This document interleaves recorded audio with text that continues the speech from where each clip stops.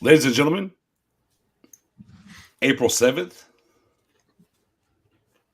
What do they call it? Good Friday, right? Good Friday here. Easter weekend. There it is. Be blessed in the place to be. It's full on draft season. You know what, Spoon? Show them, Spoon. Hey, draft cap season is upon us. Full on draft mode. With that being said, CJ eating some good pizza and salad over there on that side. Mock Draft Friday episode 9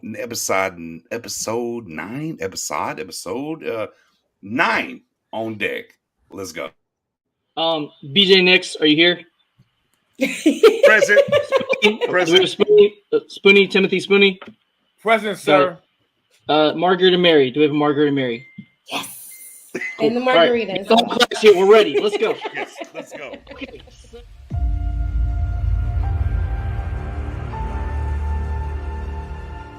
Time to line up behind your team, to support your team, have faith in that team.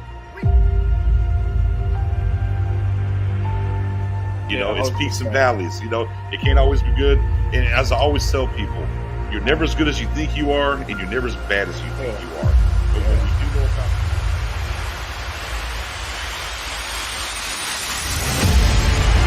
house call, Tremont Diggs pick six.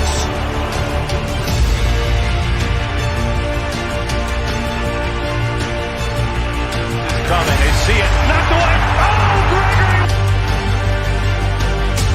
Hurts in trouble. 3 Cowboys wrap him up, make it 4.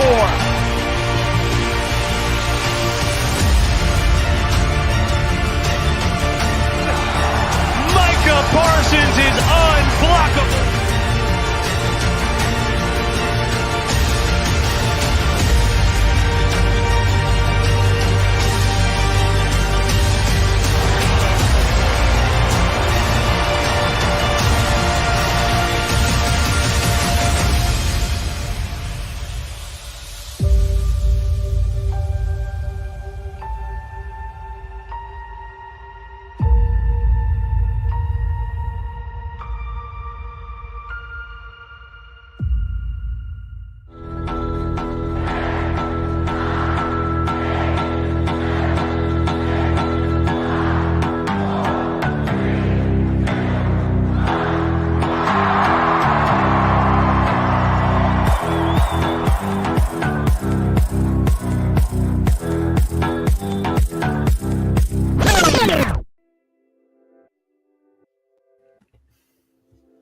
Ladies and gentlemen, it is Friday.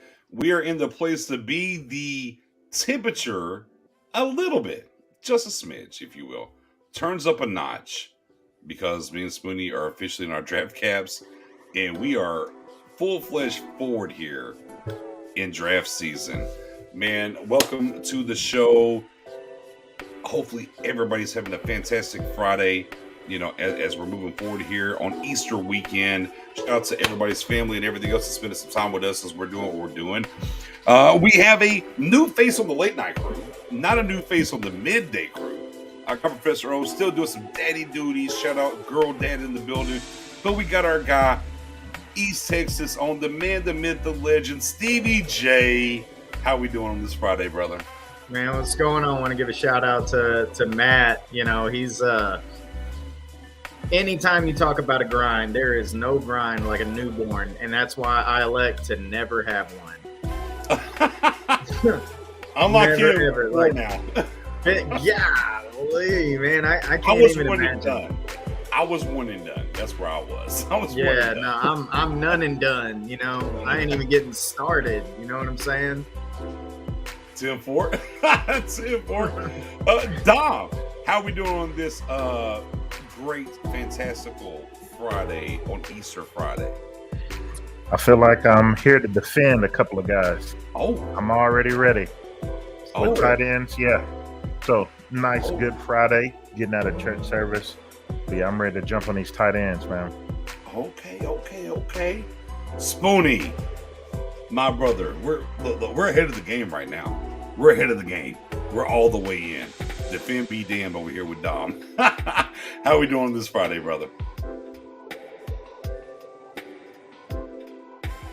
Unmute yourself, Spoon. That would have been better, right?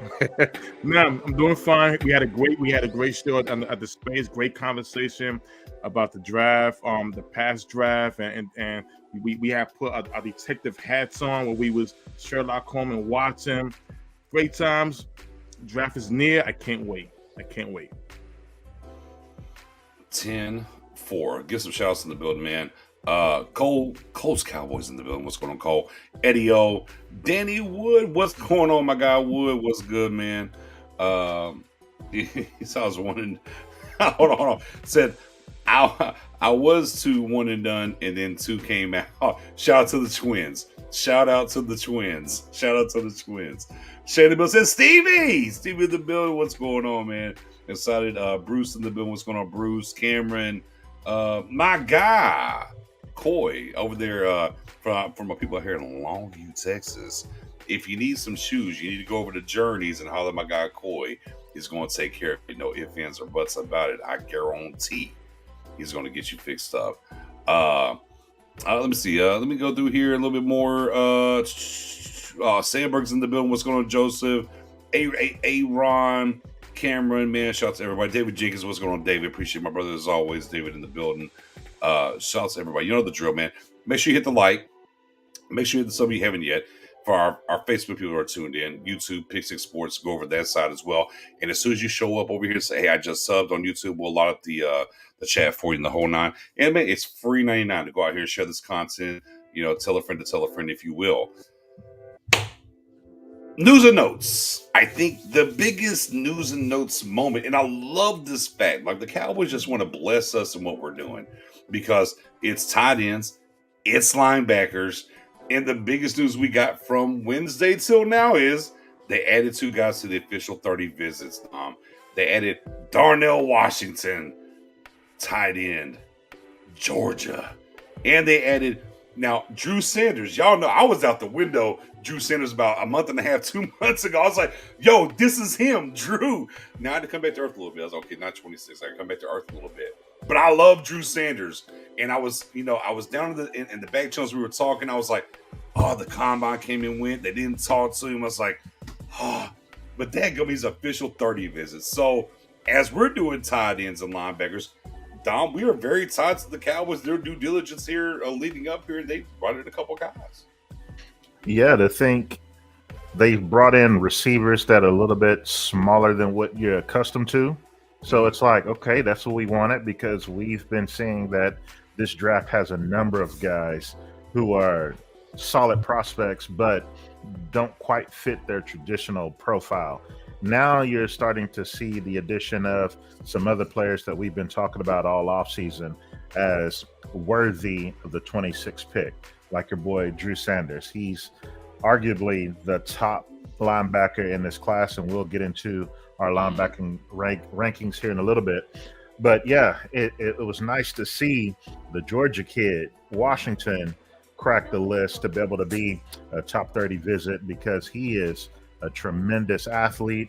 He's got great size to him. He fits a mold that is unlike any that we've seen really in the recent past.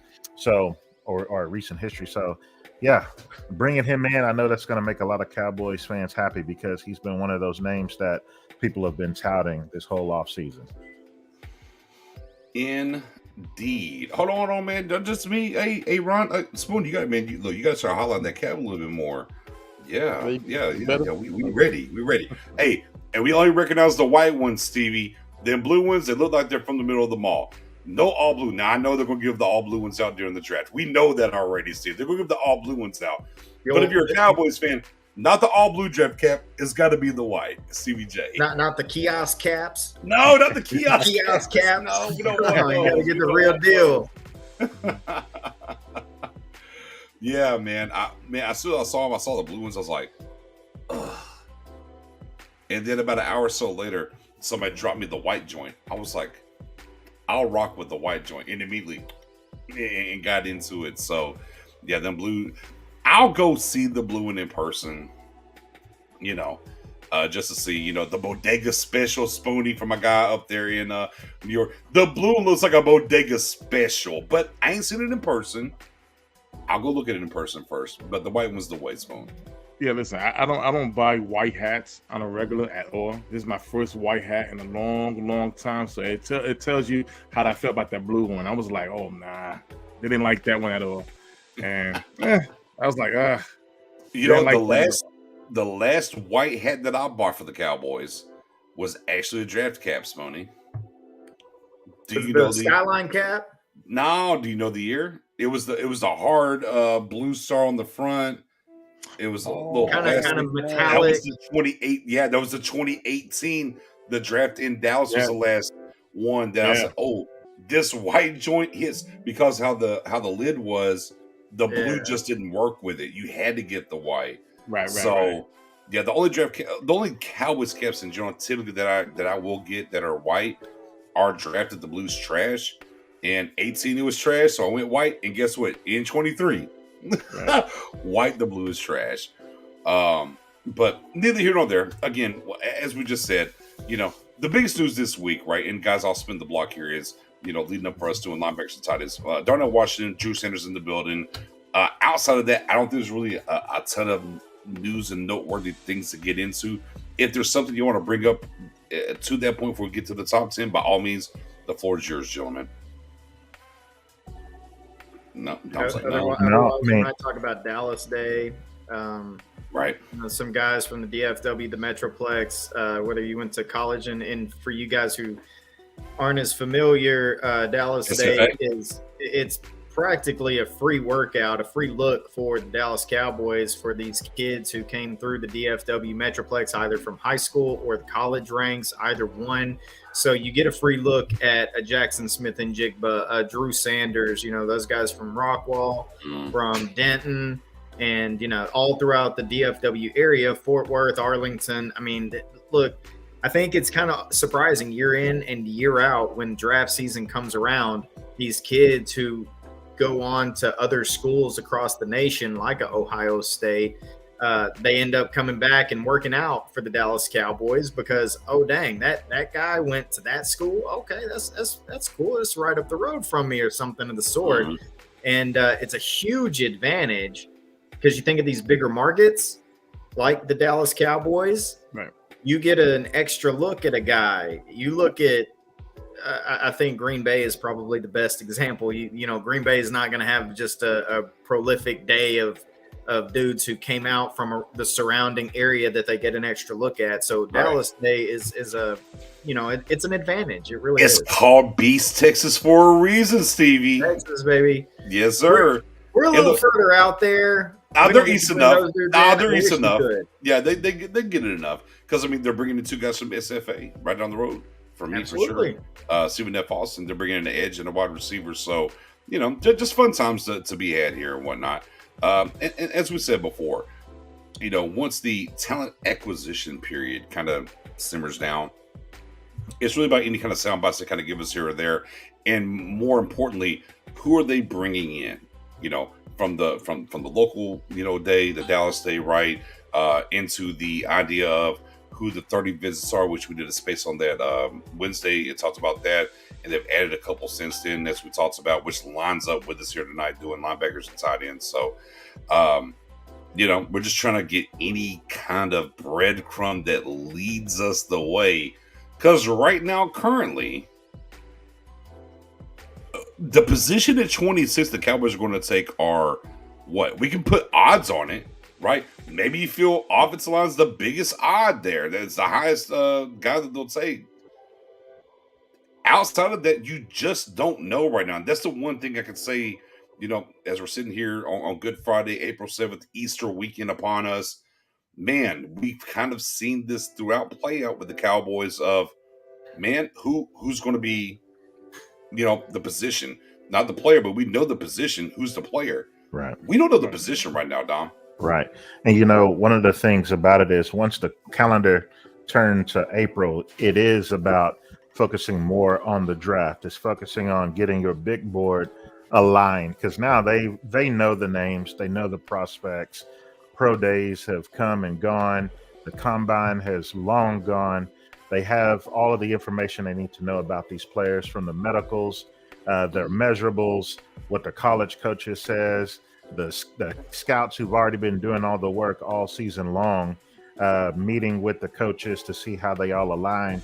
So now it's fine tuning the board, and for them to bring in some of these 30 visit guys, like an Emmanuel Forbes, for example, that's one you definitely need to do your due diligence on, because he is unlike any other defensive back, any corner that you've seen, because of how small he is, weighing in at 166 pounds. But he meets all the other thresholds that Dallas covets in their cornerbacks. He's a long cornerback, having 32.5-inch arms. He's a 6'1" guy. He's a multi-year starter at the collegiate level for the Gamecocks, and he's got ball production, 14 interceptions over his career, returning a couple of pick sixes, breaking up the ball. He seems like a total package. If he was only 15 pounds heavier, maybe even 10, we're talking about a top 15 player, arguably the best cornerback in this entire draft. And so to bring him in, to see what he's all about, put him on the whiteboard, get him in some of those agility drills, just see the makeup of the guy is so important. And then on the flip side, looking at some of the guys who might be day 3 types, like the Hawaii kid that we were talking about, Manning, who's a left tackle that the league looks like they want to move him on the inside, 4-year starter in college. And seeing and reading his interviews, he was talking about how he was the best offensive line for Hawaii. Therefore, they put him at the left tackle spot to protect the blind side for the quarterback. But he's more than willing to move on the inside and feels as if he has the athleticism and the power to be able to do so. And he had a number of teams want to visit with him, including our Dallas Cowboys. So we know we're trying to fix that left guard spot. So offensive line, cornerback, whether you're getting guys as early as first round like Emmanuel Forbes would be, or maybe a 5th, 6th rounder like the Manning kid could be, it's all about that due diligence that we always speak of at this time. Oh, CBJ, due diligence. That I know that rings to you. I smile every time, man. No ifs or buts about it, man. But, I mean, and again, look, we're looking for every way to kind of clear cut this thing and where it's going to be at, when it comes to this position they're going to take. And Spoon, you brought up in the space, and I want to kind of land on this before we get up out of here. We've been very extra in the idea that the Cowboys are going to trade back. Like, that would be the optimal thing. Trade back, get these picks, Right. We're talking about the offense, the first round grades versus second round. I think a lot of us feel the same way, that there's going to be a higher number of second round grades than first round grades. So you want to dip in that pool as much as you can. But Spoonie, everything the Cowboys have done this offseason leading up to this point has been very aggressive. Right? Very aggressive. Pause. Go back to 2 years ago. They tried to trade up from 10 to 6. Didn't happen, but they tried. Right. They traded back. Okay. Last year, early in the draft process, or early in round 1, they were up to trying to trade up, where there was a cross, Right. so on and so forth. They were up to it. And now also they did try to trade back. Didn't happen. Spoon, I'm kind of with you on this. I don't think you can just close the door on the Cowboys trading up. Now, look, when I say that, I'm not talking about trading up to 15, 10, any of that. I'm not saying any of that. 21 back, 22, 23. Hey, let's say the top 3 of the 4. We talked about the big 4 here, Dom. For those that don't know, and Steve, I know you know these guys too. Addison, JSN, Quentin Johnson, and Zay Flowers. Let's say 3 of those guys are gone by 22. Do the Cowboys want to jump the Giants to take that last wide receiver if it's Zay Flowers or Quentin Johnson? It's not going to cost you that much to go from 26 to 25 or 24. So again, when we talk about trade up, I think a lot of times you brought this up, and I just want to kind of flesh out the idea, Spoon, that when you say trade up, I think people will say 50. I think it's a huge thing. It doesn't have to be a huge thing. It could be a couple of positions. Right. If they're zoned in, because we don't know what position, but if they are locked into a guy, and let's call it official 30 visit, as we're talking about, right? Look, I think the Giants would be a very big proponent to draft him there at that point. Would you jump in 1 or 2 spots and go get him? Spoon, I think it's a great point that you brought up. As much as we talk about this process of trading back, again, not a crazy jump. We're not talking about a crazy going from 26 to 10. But 26 to 24? All things out of the question. Yeah, no, it's not out of the question. And the thing is that we also got to understand is that, you know, the same time that we have these guys on our board pretty high, these other teams as well. You know, we could go back to last year in Vegas. There was a part where in the NFL draft, they wanted to move up. And let's be honest, the NFL draft, the PFF draft is great exercise for us to educate ourselves when it comes to these players, get to know who these players are, you know, and get used to the game. But let's be honest, who would have thought that the Dallas Cowboys would be wiped out the way they board went last year? And it went to a point where they wanted to trade back, but they didn't because they couldn't trust Tennessee taking Tyler Smith. So when you look at that, again, I don't put it past me of them revisiting that again if they see a player that they want bad, so bad that we gotta have them. And I'm not, again, like you said, I'm not saying jumping 10 spots because that will be including future draft picks, but low enough that you could throw in an extra third or maybe a fifth or whatever. Maybe even a player like Neville Gallimore, like as you said earlier, he's probably the only player, or maybe Dorrance Armstrong, who could be traded with a draft pick that can help solidify for you to move up. So again, I don't put it past me. Why? I just think that as Cowboys fans, we are used to what Garrett and that regime was doing, staying put. You know, again. Let's go with instead of taking the best player available in TJ Watt, let me get the right player that I like his size, fits on a 4-3 and Taco Chark and stuff like that. This is a whole new different thing under McCarthy. They didn't have to take CeeDee Lamb when he blissfully, you know, landing our spot at number 16. We didn't have to. Michael Parsons, we all was not on board. You're lying if you say you was happy with the original pick. No, we wasn't. Not everybody.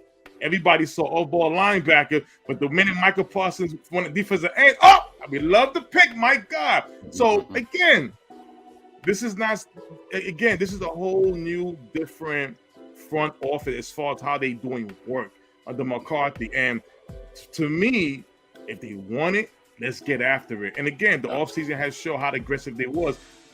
Listen, if a guy, I know it's not popular, but this is bringing up me and BJ back.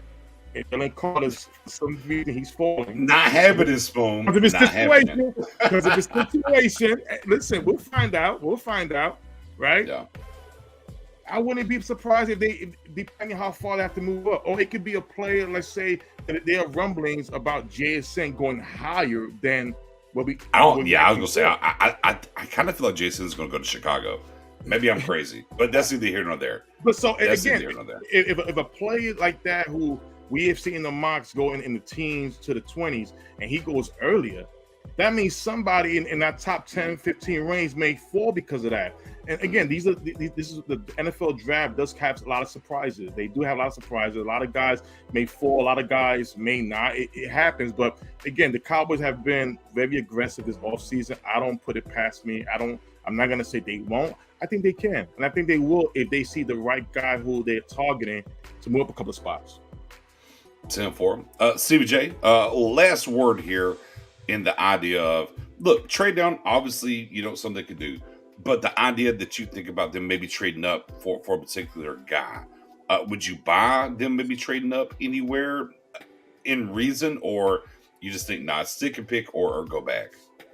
Would I buy them executing it? Not necessarily. Would I buy them also making another attempt? Yeah, I think that they're willing to pick up the phone and ask what the price is to go up to get someone. I mean, there's another year that is relatively recent that they attempted to trade up, was 2016.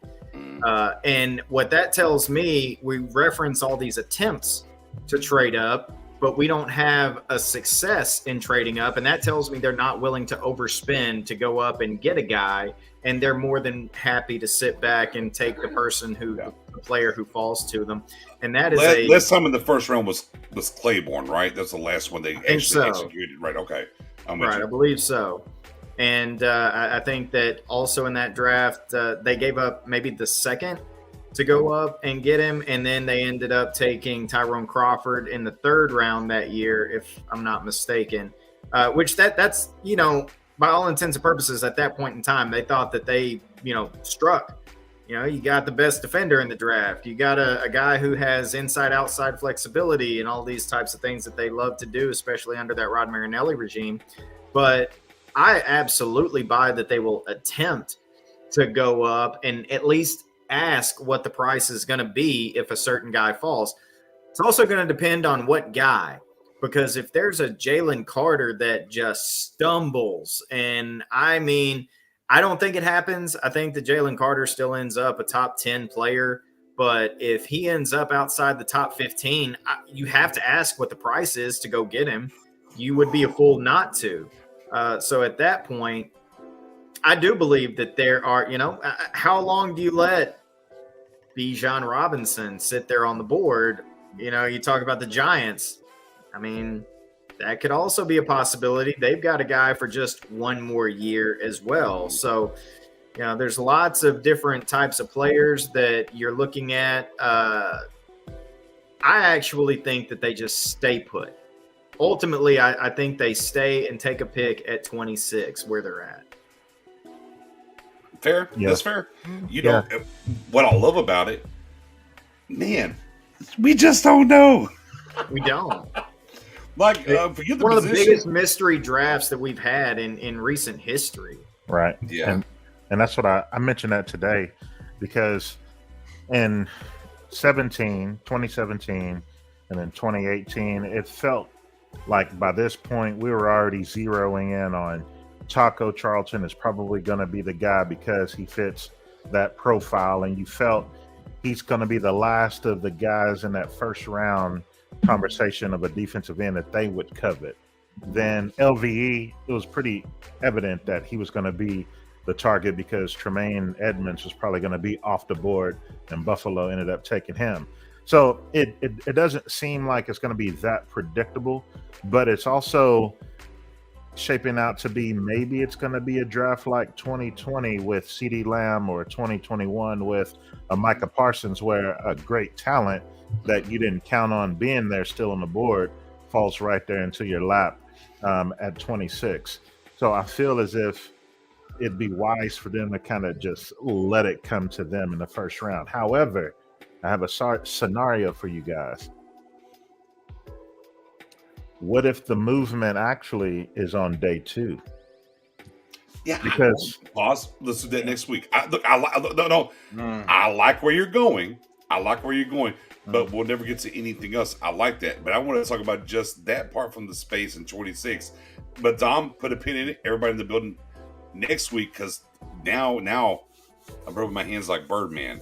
Now we're talking about something there, and boy, getting into maybe 2 second-round picks. But pause. We have some time to get into that. We got some things coming up. Dom, where are we going here? Where are we going here? We going linebackers or tight ends first? Where do you want to start tonight? Tight end. Tight ends, ladies and gentlemen. The official. Now, we have a Stevie J from the outside who didn't get to participate in the algorithm of what we're doing this round, I don't think. Or did you get, Professor O, your top 10? I've got a top 10. Okay, well, you can judge freely. This is based on some different people's, and feel free to judge freely. So let's get into it. Top 10 tight ends. And here's the list. Mr. Mayor. Well, we keep hitting these 49s. Yeah. We can't get to the 50. So we've had only one 50-pointer, which is a perfect score because of the way that we calculate these. Therefore, somebody amongst the pick 6 group, only one of us decided Michael Mayer wasn't the number 1 tight end of the class. And I know who that somebody is, and that's why I'm coming. I got some issues with that. I ain't gonna be a coward. I'm gonna say it with my chest. I didn't put Michael Mayer at number 1. Hey, there it is. Hater. Sam Laporta or bust. I could be a hater all you want. Sam Laporta, and I trust Sam Laporta. That's your one? I want somebody to give me everything. I don't like this. I can sometimes like it. I want a guy to give me everything. Sam Laporta is my number one. Yeah, look, my list might be different after that, but Sam Laporta, man. You know, I'm not going to be a coward, Dom. Okay. I'm not going to be a coward, Dom. Now, Dom, you like Sam Laporta too. All right. I've been on Sam Laporta for 2 years. I thought he was going to come out in last year's draft. And when you look at my top 5 tight ends in last year's draft, when I assumed he was going to come out, I actually had him as... It can happen. I got the hoodie on tonight. Yeah. I had him in that mix. And really, Peyton Hendershot was one of my top 5 tight ends last year. And our other guy, what's his name? Oh, man, just faded me. Which guys? I mean, they're all there on the list. They're on the board. No, I'm talking about our current tight ends, the young guys. Oh, Ferguson and Hendershot. Come on now. Ferguson and Hendershot. I had both of them in my top 5 last year, but I had Laporta in there over them. So I'm pretty high on him, but to have him above Michael Mayer, no, sir. For me, Michael Mayer is the number 1 tight end because he can do everything. Oh, he's the better blocker of the guys in this class. Darnell Washington is probably right up there with him, but he brings more to the passing attack and the passing game than Darnell Washington at this point. The only thing that you can really knock Michael Mayer on was if you go all the way back to his freshman year, he had a lot of concentration drops, but then the next play, he'll have this outstanding catch, almost like Michael Gallup-like in a tight end's body. But he's not the fastest guy, but everything else, he's a tenacious blocker. He works the midline. He's great in the intermediate routes. He can actually get you some yak. That's tight end 1 all day, every day. He fits the traditional mold. He looks like a Dallas Cowboy type, kind of got that little Jason Witten in him, but a little bit faster. Come on. Dom, he's middle of the mall. That's what he is. He's middle of the mall. He's all right. He's cool. He'll get you past. Here's the thing. He's the Maurice Claiborne of LSU cornerbacks. He's the Maurice Claiborne of Notre Dame tight ends. These guys keep going high and doing things and everything else. This is fool's gold, in my opinion. I don't think he's trash. I don't use the trash terminology or anything because I don't do that. I think Michael Mayer is going to be a productive guy in the NFL. When you look at the tape, Dom, when you watch the tape, that's what we do. Yes. You literally look at that tape and be like, oh yeah, next level, this is the guy. You see that. Absolutely. Day one. From day one when he was a freshman at Notre Dame, he had it. If he would have come out when he was a sophomore, just like everybody talks about Brock Bowers, if he would have come out as a sophomore, he would have been the best tight end, arguably the best tight end. And I'll say this. Bad drafts in, though. Speaking of Brock Bowers. No, don't do that. No. Talk about future cast. Don't you future cast here. No, what I'm saying is he was robbed of being the best tight end in college football when you look at his actual production compared to everyone else. That is tight end 1 of this class for sure. Okay. I mean, that's fine. Hey, look, I'm the one. Look, now all the other 49, maybe I wasn't the one, but I was the one in the 49 and 1 here. And I'm sorry. Hey, for me, I don't think he's a bad prospect or anything else. And look, and let me be coherent and be very clear. I don't want a tight end in the first round, period. Okay? I am out on tight end in the first round. Ferguson was better to me for where the Cowboys are right now. I don't need to wait and develop a guy. Okay? I don't.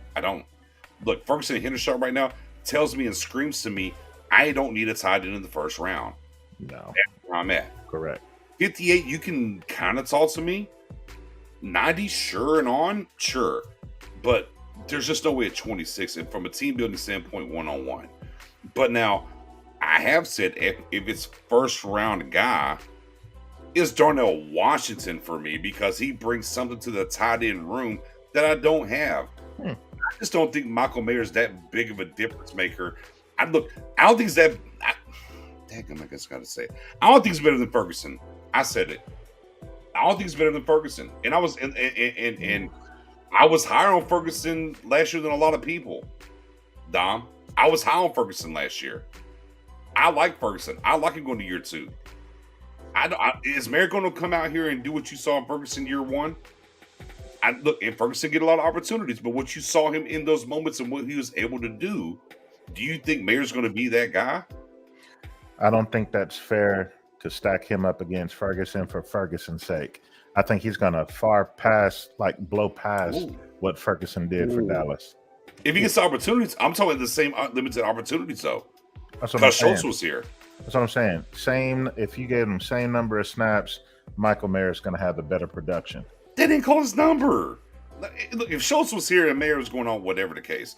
Now, granted, what do we know about the Cowboys? If they take him at 26, well, boom, it happens. However, the one thing I will remind people, they took a cornerback in the second round, Kelvin Joseph, to replace Anthony Brown and gave that guy every single opportunity, and he couldn't do it. I think people are underselling Ferguson a lot. And again, some of this is my work from last year's draft when it comes to Ferguson and what I thought about Ferguson in that realm and what I saw him do in limited reps and also what I have in Hendershot as well. But take the Hendershot, and I'm talking just Ferguson and Mayer. Right. I just, again, what I believe to be Ferguson in that draft process and us letting him in the 4th round and everything we saw him do, I don't think Mayer walks in the door and does the same things in that role. Now, it would be different right now, Don, because Schultz is not here no more, right? He'll be a higher pick, so on and so forth. There's a different dichotomy there, if you will. But I think Ferguson going to year 2 and what he brought to the table, I just for me, I don't understand the pick. I'll pivot over to Stevie J because you said before, early on in this process, you said pass catcher, not just a wide receiver, which makes sense. We were talking about weapons for Dak to get to. This top 10, though, as we're looking at that's going to put out here, Mayer's the ultimate number 1. Where do you land here on Mayer? Yeah, he's been the number 1 tight end, I think, since the process began. And like I said, last year, I think he would have been the number 1 tight end as well. There's a lot over Kyle Pitts even? Last year. Well, Kyle Pitts was drafted last year. That's what I'm asking. You say he'd be higher than Kyle Pitts this would be year 3 for Kyle Pitts coming up. Oh, you're right. I'm tripping. You're right. I got you. But last year, I got you. It was a Trey McBride draft last year. I'm sorry. Correct. Trey McBride. Yeah. And what's ironic is this is a draft. I think there's a pretty steep drop off after the first handful of guys in this tight end draft class. I know you're asking about Michael Mayer, but I keep comparing it in my mind to last year. Last year was super deep without any top tier dudes. And this year, you've got a handful of top guys who I think can go in and make a big difference. And then I think last year's class kind of takes over with the depth that they have. But right now, let me get back to Mayer. I think he's so complete and can do everything. He can line up in line and engage at the point of attack and be a fantastic blocker. He can line up in the slot and route you up. I've seen him run, which slants or slants, but what's up? I had Coons James. I didn't. Yeah, I'm a big fan. I'm great on Michael Mayer being the first tight end off the board. As a matter of fact, I told you I've got my own top 10, and Mayer is number 1, and he has been the whole process for me. Right. And, one of the things I want to say about Michael Mayer is a lot of people will look at him and go, well, he was the one weapon that Notre Dame had, so therefore they target him quite a bit. He was a focal point in that offense. But defenses knew that too. Therefore, he was such a focus for the defensive scheme that they did many things to try to contain him, like bracket him, or have the defensive end go out, chip him, and allow a linebacker or a big nickel or a cornerback to then cover him. So you saw a lot of focus on Michael Mayer, and he was still able to pick up the yards that he has. And the thing that I like about him is he is a complete tight end. That's what would give him far greater value in the same draft coming out than Ferguson or Hendershot. I loved Hendershot when he was in college because he fit more of the modern mold. He was a willing blocker, but he wasn't a great blocker at the time. Yet you could see what he could be as a pass catcher for you. And his draft stock would have been much better if it wasn't for the off the field red flag concerns with the DV situation from I think his freshman year when he was with Indiana. So outside of that, he's not a complete tight end when you look at his actual play on the field, like a guy like Michael Mayer is. So for me, he is tight end number one. And yes, he's not a twitchy guy. He's not the swiftest of foot when it comes to top end speed, but he has the savvy, he has the hand play. He knows how to push off to get some separation like a wily vet could be able to do. He's already got things in his tool bag that it takes some guys a couple of years to develop. So I think he's going to be able to hit the league running from the beginning. You can start him from day one, and in a system like Dallas, it would work well. However, none of us, I don't think, feel as if pick 26 is going to be used on a tight end for the Cowboys. All right, Spoony. Mayer was your number one as well, too. Let you lean on there, and we'll start getting to the rest of the list here. Yeah, for me, it's by Michael Mayer or any tight end that I want. Yeah. I mean, I was the only guy that didn't have Michael Mayer number one, so by all means. Okay. Well, listen, again, Michael Mayer, if he is the guy at number 20, if he is the guy, again, we're hearing some great things about him from Stevie J and Dom. I just wanted a difference maker, a guy who could come in here. If he separates himself that much from Hendershot and Ferguson as far as talent, as far as what they see, because remember, losing Dalton Schultz, we're losing a weapon. This is somebody this was Dak Prescott's second best option on the offensive side of the ball. So we haven't seen Ferguson. Yes, he has played some times in the last year, but he hasn't played the amount of time as Schultz did. We've seen the connection between him and Dak. So does Michael Mayer come in here and really separate himself from those two tight ends? That's what I want to know. Yeah. No, in my opinion. But my opinion. And don't get me wrong. I see you got the hoodie on, but don't get me wrong. I would love Darnell Washington. I wouldn't be mad at number 26. I wouldn't be mad because for me, it's a different element. If we're going to run that ball, he's just another extra lineman on that field, and that's the difference between him and the other tight ends. He brings something different that the Cowboys would definitely want moving forward. And as Dom said a couple of weeks ago, Dak's not getting any younger. He's not old, but he's not getting younger. And you do want to run the ball a little bit more. So, yeah. So Ferguson played at Wisconsin, a scheme not conducive to tight ends going out here putting up numbers, and he blocked well. And actually, his rookie year, he showed. We thought Dalton Schultz was a blocking tight end from Stanford, but he blocked better, right, in his opportunities. And then he had to show and showcase his catching skills or whatnot, posts, right, doing the workouts, doing the Senior Bowl, different things in their wheelhouse. And you saw things where he would high point the ball and do different things. I talked about this last year once we had these guys in the building. And shout out to Dom and shout out to Mendoza Wrench Gang in the building, because I didn't have Hendershot on my radar the right way because of the other previous things. Forced me to go back and look, and I was like, oh boy, look at this seam monster, if you will. Wasn't sure about the blocking, but he showed, Dom, as you said earlier, to be willing.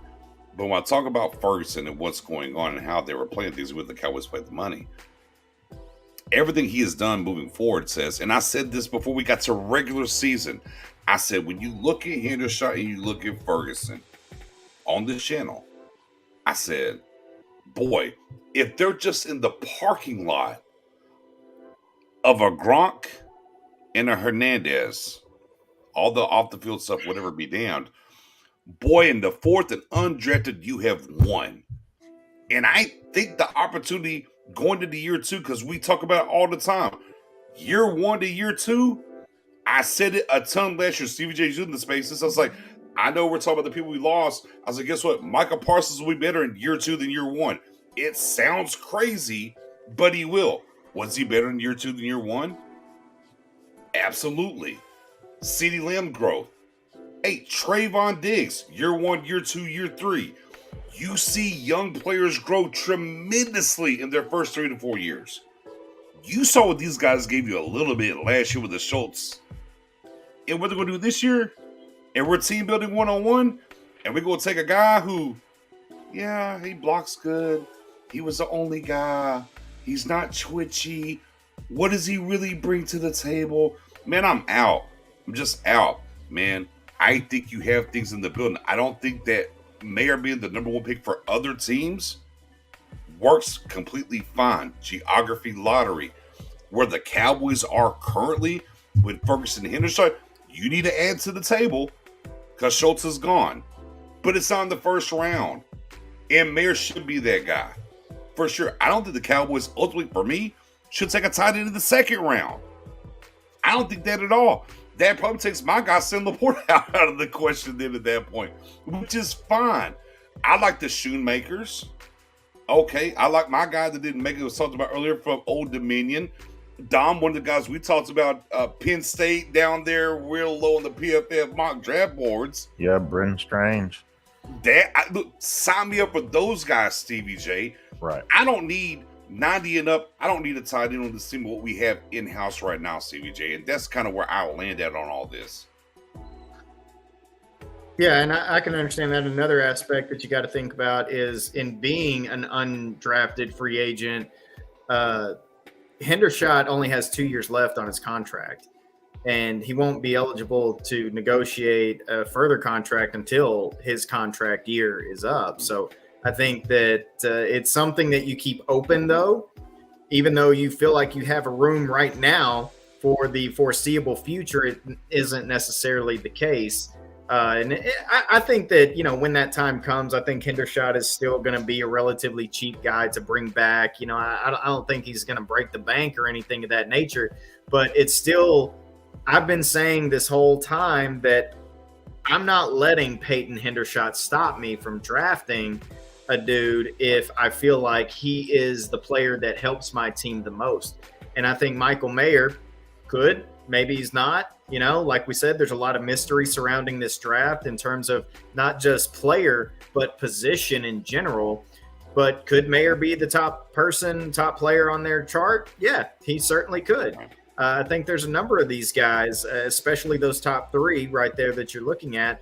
Any of those could be the top guy on their list. I mean, we didn't think that Tyler Smith was going to be nearly as high as he was last year, and he ended up being, I think, one of their top 15 players on their whole board, and so they took him. And I think that the blocking aspect, protecting Dak Prescott, opening up more for the running game does mean a lot to this team. And if you can get a combination of both, protection for Dak, run blocking in the run game, and not only that, but also getting out in a route and creating another weapon for Dak Prescott as a pass catcher, then I think that's something they would really covet, and we know that they'd covet it because of the type of tight ends that they do take.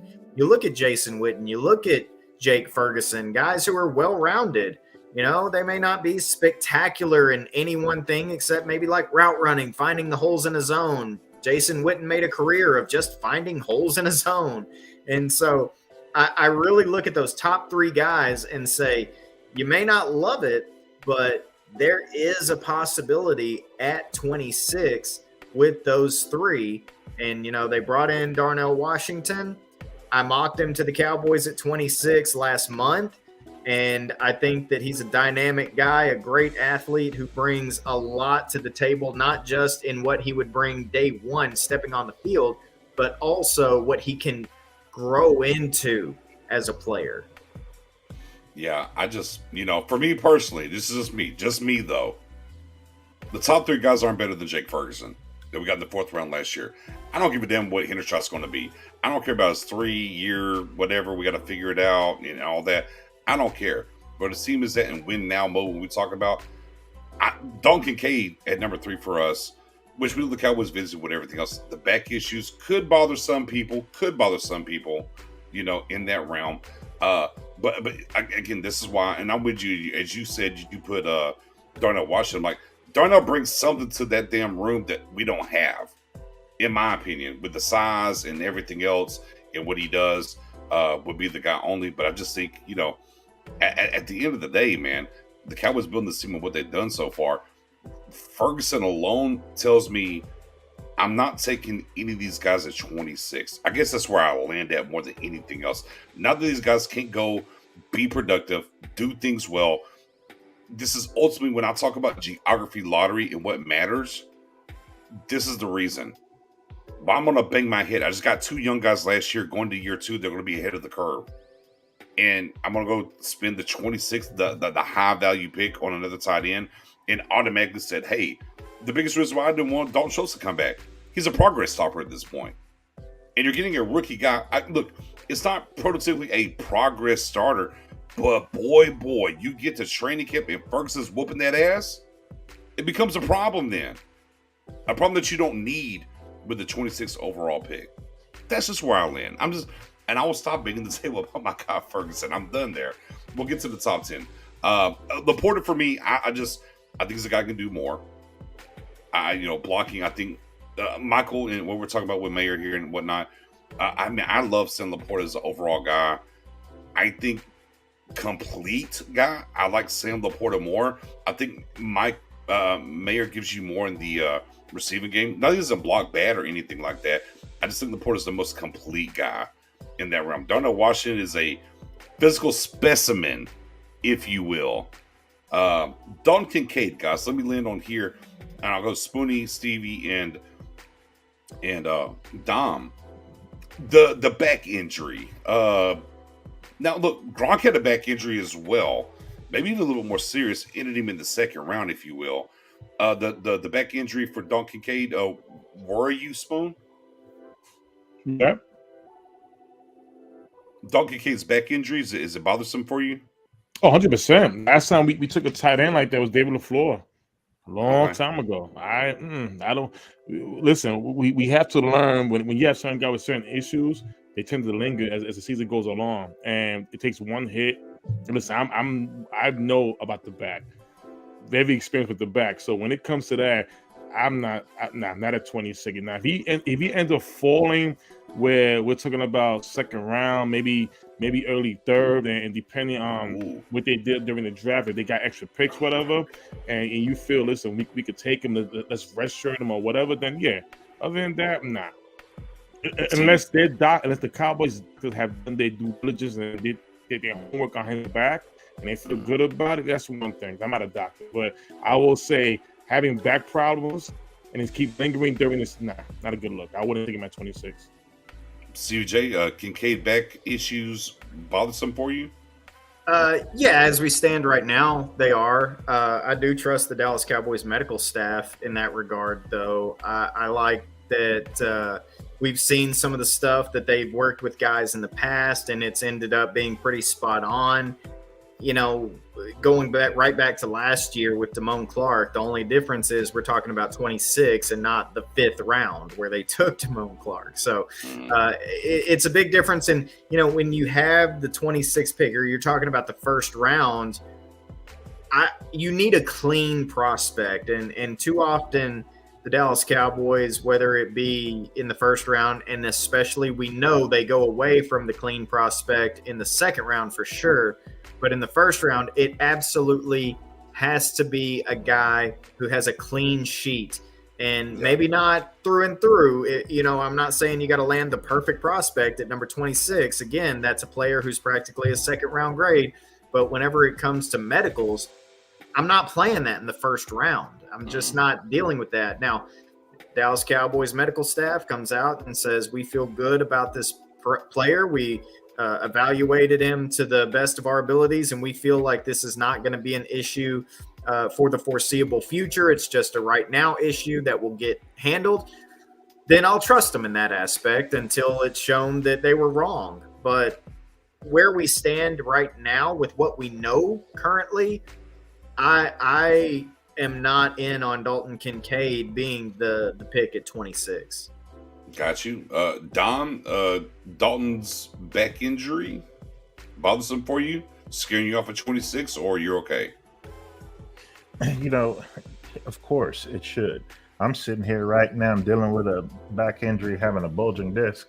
Oh, and, Lord. And I know what that's like. So in the grand scheme of things, that it's always going to be something that lingers. It's always going to be something that flares up. You just never know when it's going to happen. And plus, you got to consider he is an older prospect, being 24 years old, now having some back stuff. Has only put together 2 years of like quality production. But the good thing about him is, let's call it for what it is. He's really a large slot receiver, and he doesn't fit the mold of a traditional tight end. He's not the greatest blocker. He's not a physical guy.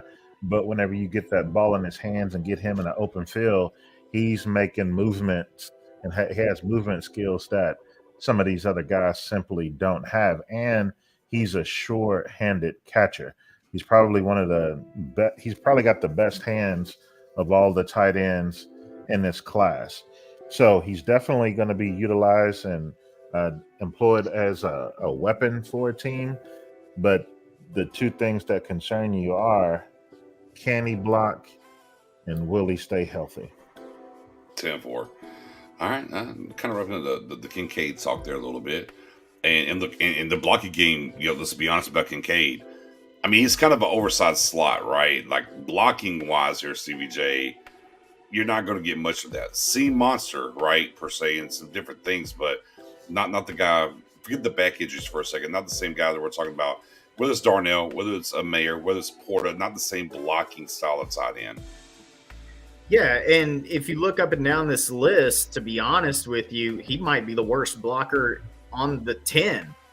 I mean, just keeping it a buck from what I've seen from these guys. I mean, Musgrave is talked about as a really well-rounded guy. Laporta, Tucker Kraft. I got to tell you, I love, and I know we're going to get to these guys, but I love Tucker Kraft, like, as a dude, like his personality and the he's stuff. He's a dude. Yeah, he's a dude. He is a trip, man. He is funny. Like, I know that Michael Mayer kind of has the baby Gronk type of thing, but Tucker Kraft has more of a Gronk type personality, but more intelligence. Now, like, I hate to put it like that. I'm not calling Gronk dumb, but he's got that meathead. A little caveman. Yeah, a little bit of a caveman. Yeah, he's got the meathead reputation, and so Tucker Kraft is kind of like an educated meathead, but still with that kind of outlandish type personality, and I love that, man. I love his game. But Dalton Kincaid, he lacks the grittiness that the rest of these guys have as blockers. And so if the back troubles you, especially as a guy who's going to be used in the slot going up the seams, he could fall past a few of these guys if that back is truly an issue. Yeah, and that's going to be part of the the medicals or whatever, because we kind of go back to last year's draft, right? And that linebacker from Georgia, it kind of got in different with the Kobe Dean and what's going on, and he kind of slid. We thought surefire first rounder, ends up going third round, maybe some issues medically, and maybe that could be the opportunity here with Dalton Kincaid being a older prospect, as Don brought up, the injuries here and whatnot and what's going on. So those things matter. So let's pivot up out of those top four guys, right? And we're kind of getting to the dudes, right? The Tucker Kraft, the dude. I like Luton Shoemaker out of I heard some background out of Michigan. Yeah, I heard some echo that bothered me for a second. But from Michigan, boy, for me, when I look at this list up and down, boy, Luke Shoemaker, boy, he seems like a great just filling out the room prospect. You got to spend high on. He comes in the building. He kind of just fills the room out with the other guys you have in the building. We talked about a little bit earlier, Britton Strange, and actually, let me pivot back here. and I threw this up here a little while ago, says, and it's funny, we talked about this earlier, Dom. Is his target at tight end here? He's exactly what the Cowboys need in rounds 5 or 6. And I'm okay there. Like, I'm okay taking a tight end at 129. I just don't like it.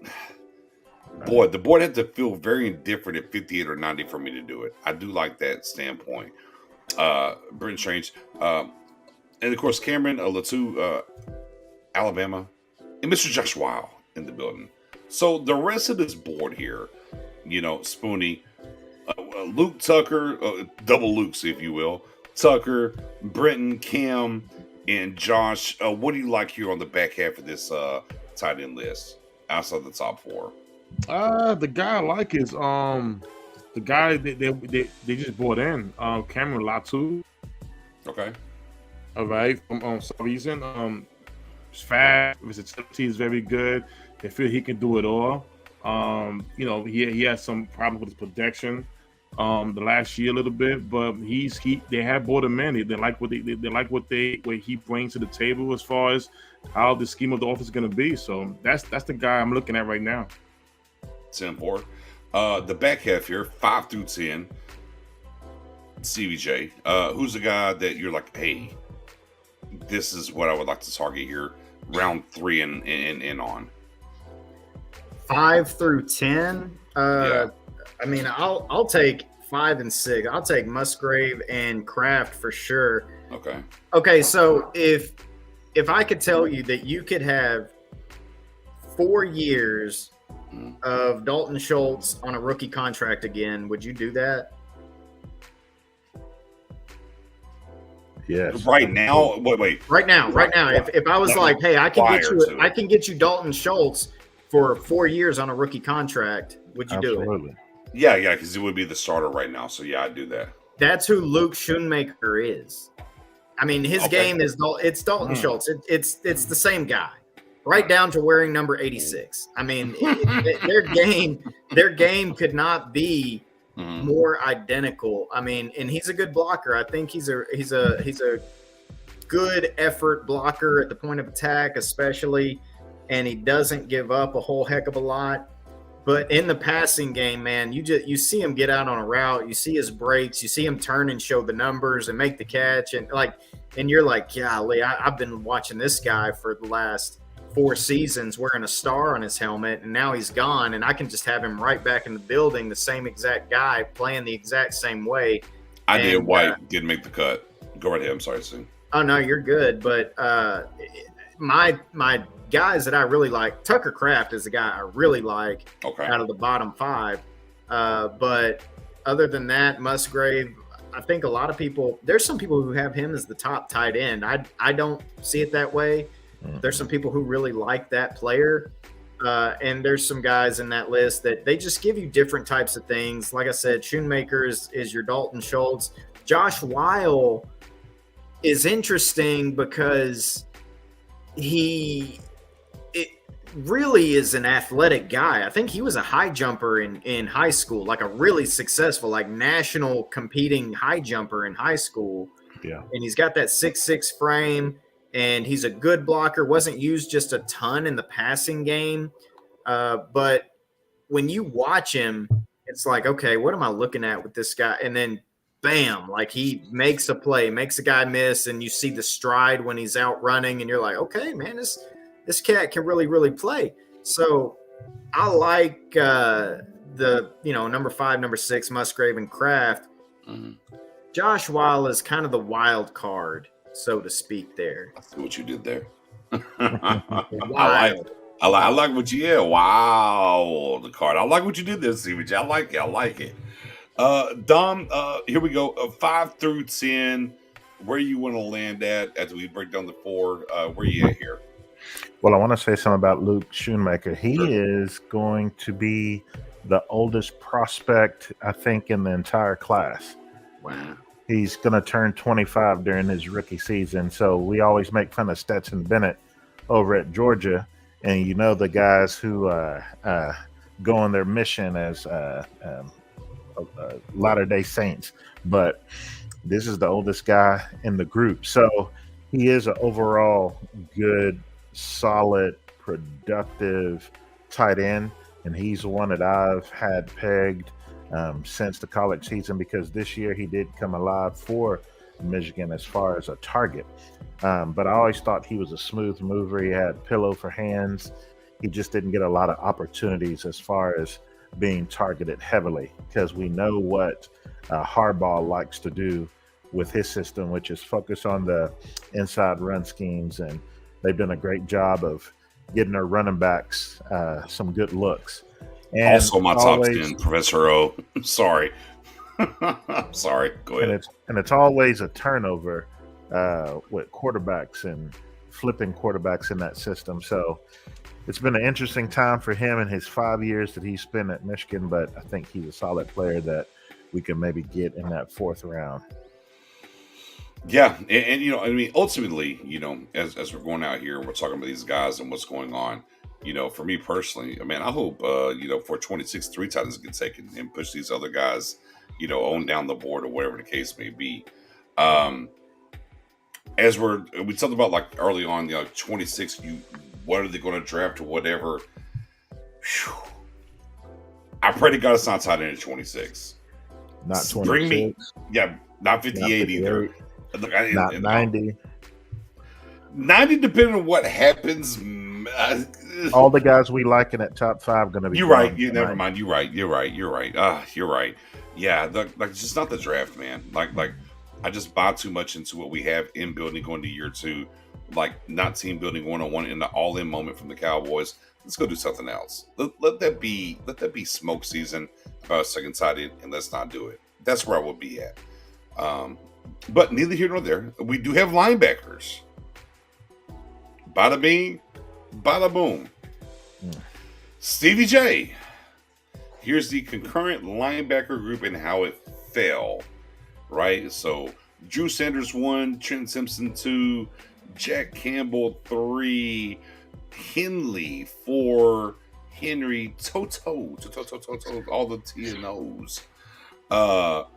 At 5, Ivan Pace, which, man, one of the first guys I looked on early throughout this process, love him to death. Measurables, don't know if he's calling on the Cowboys' radar. Dorian Williams, Tulsa zone, Tulane zone, excuse me. Sewell, Herbig, and Ventrell Miller. So, CBJ, as you look at this list here and whatnot, what do you think about these linebackers?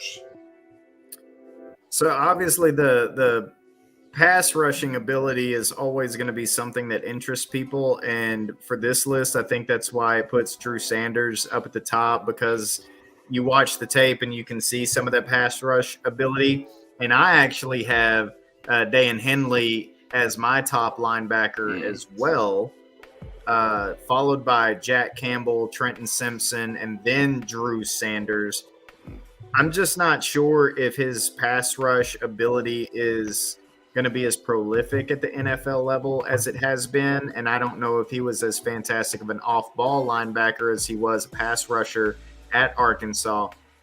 And he's athletic. I mean, he's a really, really well-built guy for the next level, especially if they're able to put another 10 pounds on him, which he has the frame to do. But all in all, man, Henley he diagnoses so fast. You know, it's like that was the love of Nakobe Dean last year, was because he was able to diagnose and be on the run attacking so quickly, but he was just so undersized. And Henley, you know, good bit bigger, especially when you talk about the height. But I think that is your top linebacker in this class. And Trenton Simpson, oh man, am I off here? One of the more difficult guys to really pin when you're talking about at the top of the draft, just simply because 2022 was so different from 2021. Right. And then for me, Jack Campbell, you know, more traditional type of guy, but certainly I think maybe your cleanest linebacker prospect, along with Henley, out of those top guys. And then, you know, that's your top 4. And I think everyone's going to have the same top 4 unless someone just really loves Ivan Pace, like you were saying. I got him. I got Pace at 5. That's so much I love him. I got him. Me personally, I had him at 5. For me personally. Yeah, and I'm the exact same way. I got Ivan Pace at 5 as well. So it's going to come down to those top 4 guys. It's just, depending on who you like and where you like them. Yeah, I mean, it's a tough breakdown, Spoony. We look at the top 4 here, and we'll kind of get out of there. So, Sanders, Simpson, Campbell, Henley. What are you thinking here for the Cowboys, or just in general about these top 4 guys? Well, Professor O got on me. I got to write an essay. Mm-hmm. Oh, yeah, that's right. That you do. I got to write an essay, Professor. When you go to his class, he wants everything on point. But I had found out. I had Nova Sewell from Oregon a little bit higher on my board, and that's because a little higher. Yeah, a little high. Oh, okay. I had him at number it was either 2 or 3. Okay, a little bit too high, but it was a little biased, and I was watching him, but I love the bottom was you can't teach football IQ. That's something that's on you naturally. He has a lot of that. Very patient. His assignments. There was a game against UCLA where, in that game, he was playing some linebacker, also pass rushing, but I love how he was containing the edge without over pursuing sometimes. And basically, it led to sacks. It led to a lot of good things on that defense, but he was a big part of it. So when I look at him, I see him in a Dallas Cowboy uniform, and I really do feel Dan Quinn could do a lot of great things with him. I think he could do some of the things where we see with LVE, what they're asking for him to do. He's a solid linebacker. So, I fell in love with the player. So that was my little bias and why I had him a little higher than when you guys would put him at. Cool. All right. So, Dom, I said the top 4 linebackers, and Spoony decided to tell us why Sewell should be higher. I like it, Spoony. I ain't mad at it. It's one of his top 4 linebackers. That's fair. I was on the list. I like him begging the tail here. It's will be tied in sometimes. I ain't mad at it. Dom, the top 4 here, we have Sanders, Simpson, Campbell, Henley. Talk about them. So, top guy, Drew Sanders. I know why we have him. It's kind of like Stevie said. It's all about pass rush. What you would like about Sanders, the good part is he doesn't stay blocked. He tries his best to disengage with offensive linemen who get into him in the run blocking game. So I like how he powers through with his hands. He's a fluid mover because he is about 235, 6'5". He's not a big guy, but he's big enough to play that off-ball linebacker spot. He's explosive downhill. That's what you want him to do, is to be moving forward, because that's where he's best at using all of his gifts and abilities. He's tough as nails as far as the mentality goes. He's a physical guy. He's not shy to plug a hole or get his nose dirty. But on the flip side, where he needs to improve, though he's a great pass rusher, he doesn't have a lot in his repertoire. What he does a lot is he rushes down the midline of the offensive lineman. And then in coverage, he's a little bit flat-footed, and you don't see him play a lot as far as covering tight ends. They drop him in zone where he gets a little bit flat-footed.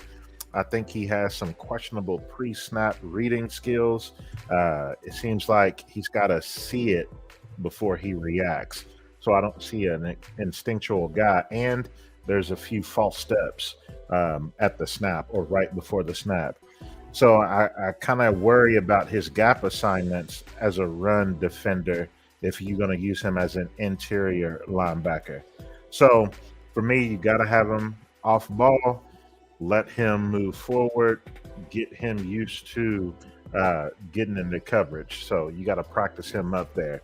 But I just didn't see him carry pass catchers enough. And you got to caution, because he is a one-year wonder after transferring from Alabama to Arkansas.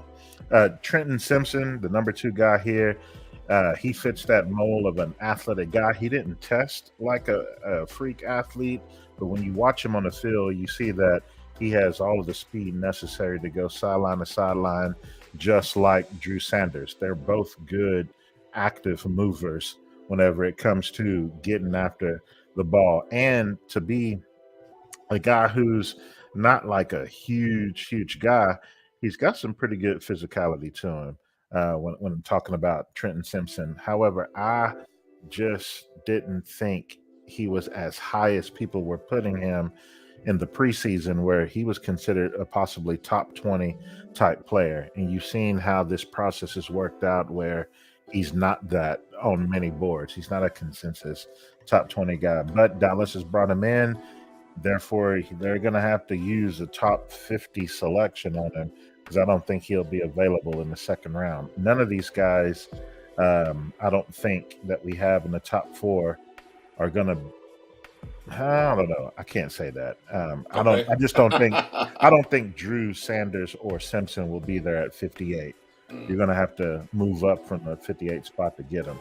Jack Campbell, I like him more than most. I think he does have the instincts. He doesn't have sideline to sideline speed like the top 2 guys, but he has the tackle to tackle speed and having that intellect to be able to diagnose plays before the snap.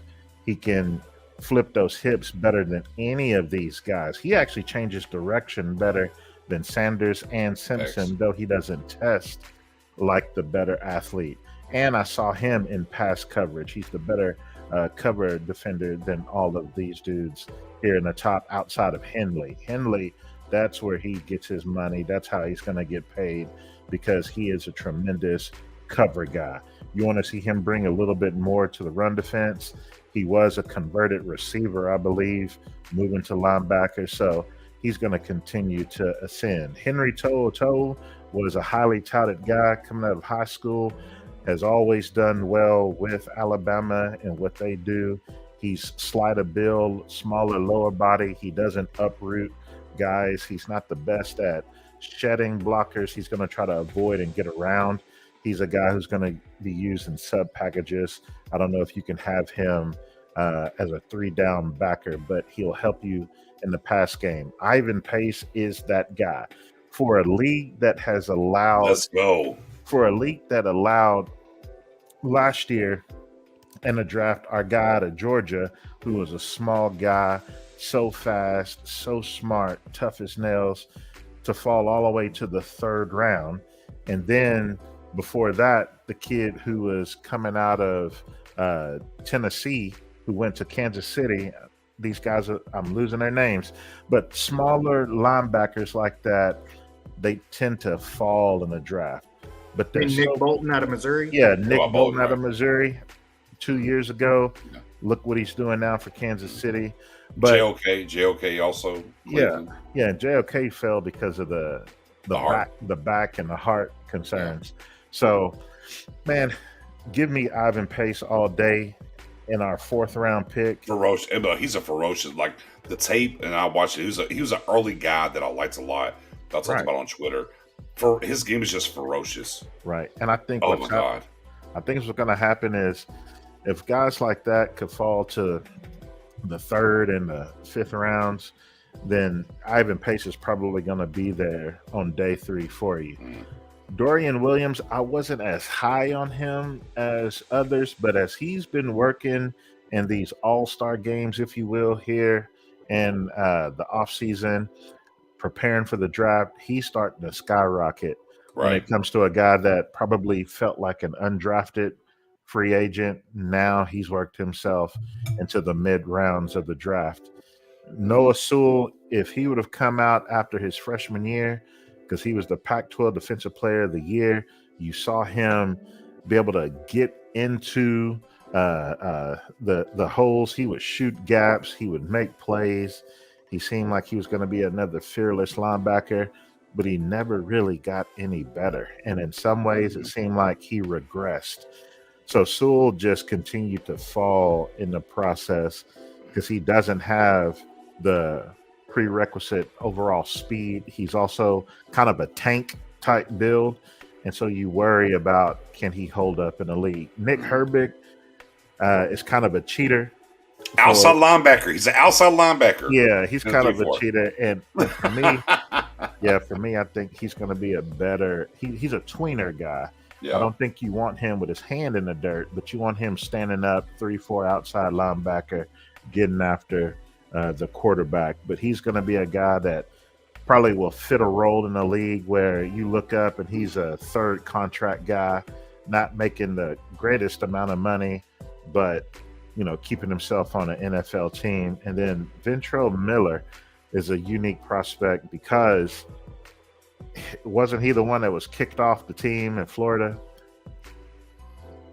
Yeah. But then they allowed him to come and be a part of the process. Mm-hmm. So it's like you got to check all that out. And teams like Dallas, they'll know what's happening behind the scenes with him. What are the scares? How is his character? How will it all check out? But he's got the body, and he looks like he can play the part. Yeah. So these are our top 10 guys, and there's a couple that might be a surprise that were left off, or some guys that made the list that others I think put on their list. Yeah, I think you got to talk about certain guys. Aubrey Miller Jr. from Jackson State is a guy you're going to bring up. Our guy from CCU as well. You need to bring him up too.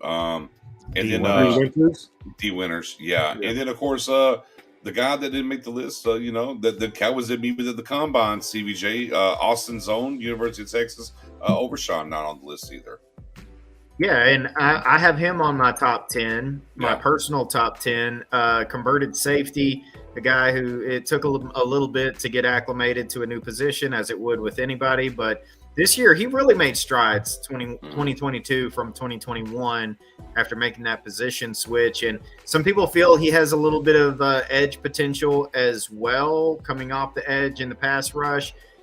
Papoe, the Auburn kid, I mean, you're just talking about possibly the fastest linebacker in this class. So that's always something that's very, very attractive as well. Let me ask you guys this. Mm-hmm.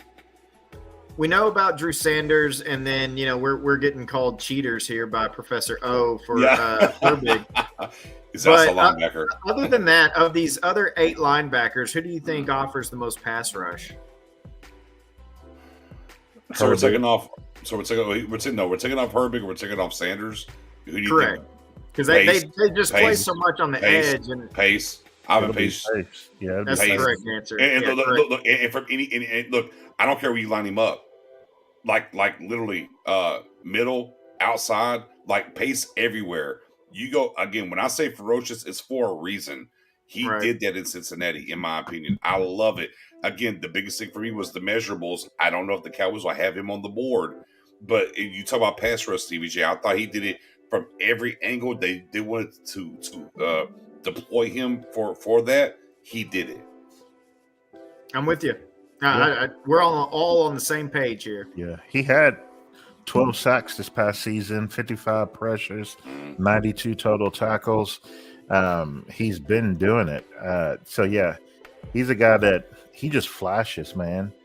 He gets after it. He's not as athletic as Nick Bolton, but he's tough as nails and he diagnoses like a Nick Bolton.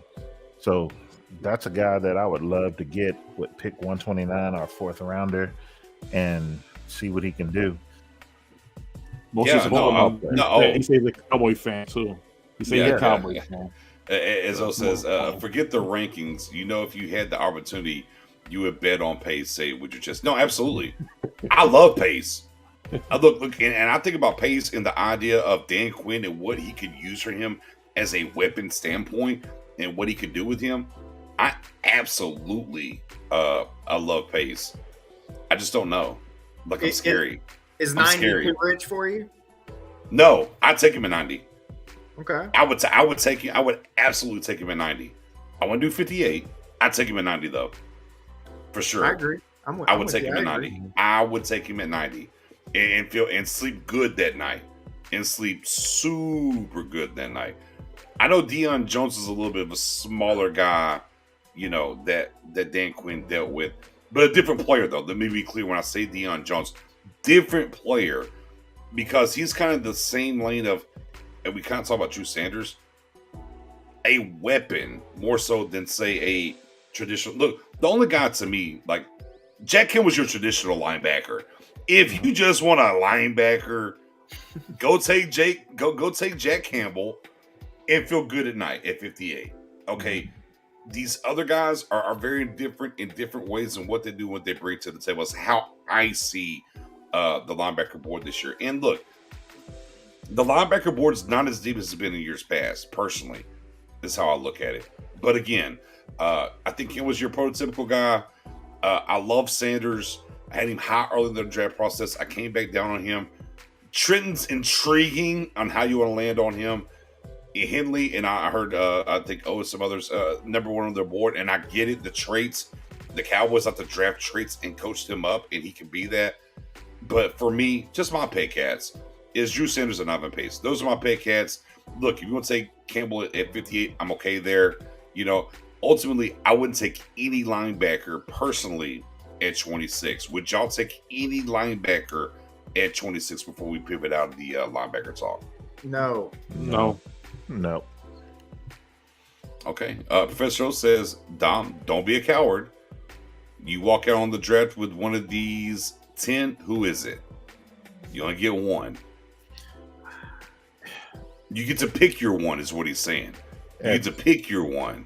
At pick 58, I would feel confident in Jack Campbell. Okay.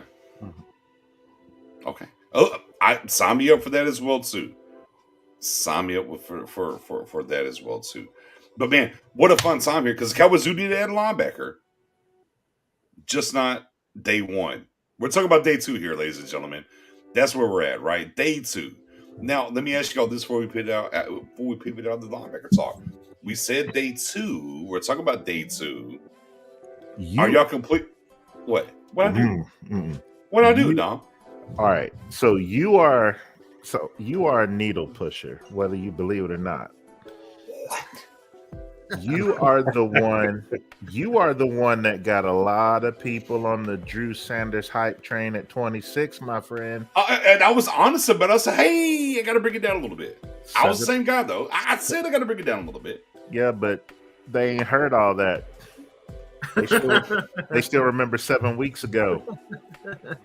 Yeah, they ain't paying attention around the spaces. I don't know what to tell them. I've been saying, "Hey, I got to come down." I still had him number one on my board, though. Now that hasn't changed. Drew Sanders is number one on my board still. He's just he's like your 35th overall talent type, and you just feel as if there's going to be better value on the board. It's not that we don't like him. It's just here's what would happen. Somebody else is going to be there. As they kind of try to 6'5", oh, he's LVE. Spoonie, we were there in the draft in Arlington, and it took LVE there, and the crowd lost their mind. See, that would be the if they took you at 26, I guarantee people run with it's the LVE thing all over again. And you different know what? player though. Yeah, different player. Totally different. Speaking, I know I don't want to change this. Who was you going for? It was Cortland Sutton, was it? Oh, DJ Moore. That draft? No, it's DJ Moore. Oh, DJ Moore. Okay, I was. Well, I wanted DJ Moore so bad that draft. Like trade up. Oh, I was Darren James. I did. Yeah, but good times. You know, neither here nor there. It's interesting because, like I said, the Cowboys need to add one, and ultimately, as we talk about, we know what they're going to do. You know, at 26, positional wise, I think we all feel pretty comfortable saying it won't be linebacker. Pretty comfortable, not linebacker 26. It won't be. Okay. No. Okay. Yeah. And tied in, are you pretty comfortable saying it's not going to be tied in at 26? I'm not comfortable saying that. Oh, okay, Stevie J. Okay. I am. Okay. Dom, you're okay? Spoonie? Yes, I'm not no, okay. I'm with Stevie J on that one. But look, they've been in on tight ends for a while. Like they got in on Dalton Kincaid very early. All right, tight end coach was at the combine and one of the most active coaches at the combine, mind you, as well. We don't know. I mean, we keep saying this. We don't know what position they're going to be targeting. We can assume offensive line. It seems like if you're talking about a need for the team, offensive line is that. Right now, you could roll out and you could play a game with what you got today and feel pretty good about it for week 1. Mhm.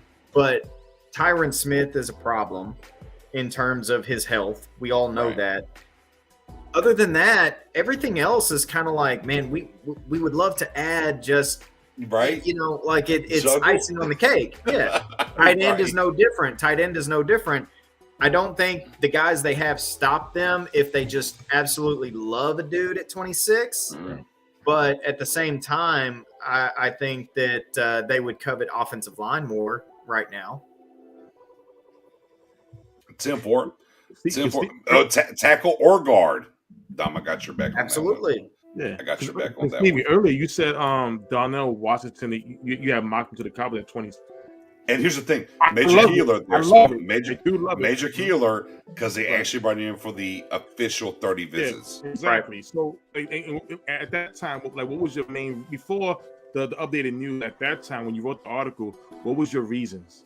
Besides was it just athleticism? He's different from all the other ones, or? Oh, answer that, and we'll get this question from Mr. So the reason I did it is a lot of it has to do with him being different. Look, I'm a big advocate on if there's a guy who's kind of a freak. I did this with Jordan Davis last year. All right. I didn't care about the 2-down stuff. The 2-down stuff can get you to deploying Micah Parsons on 3rd and long. That's what the 2-down stuff for a guy like Jordan Davis does for you. With Darnell Washington, it's similar. Yeah, you need some growth in his repertoire as far as a pass catcher goes. But also, did we see everything that he has as a pass catcher whenever you have a run-dominant team and then the number one option is Brock Bowers? We don't really know if he showed everything he can as a pass catcher at the University of Georgia, but the blocking is tackle-esque, and he's a tight end. He's not a tackle. All right, and I know there's some people talking about maybe he could grow into that. Maybe his frame fills out and he blossoms into the 310 or whatever the case may be. Jason Peters' name gets tossed out of there. For me, he's still a tight end right now, and he is a dominant blocking tight end who can also grow into someone who can give you quite a bit in the passing game. And he's a fantastic athlete for the guy of his size. And so I am very, very happy if they go with Darnell Washington at 26. All right. And O's question for CBJ.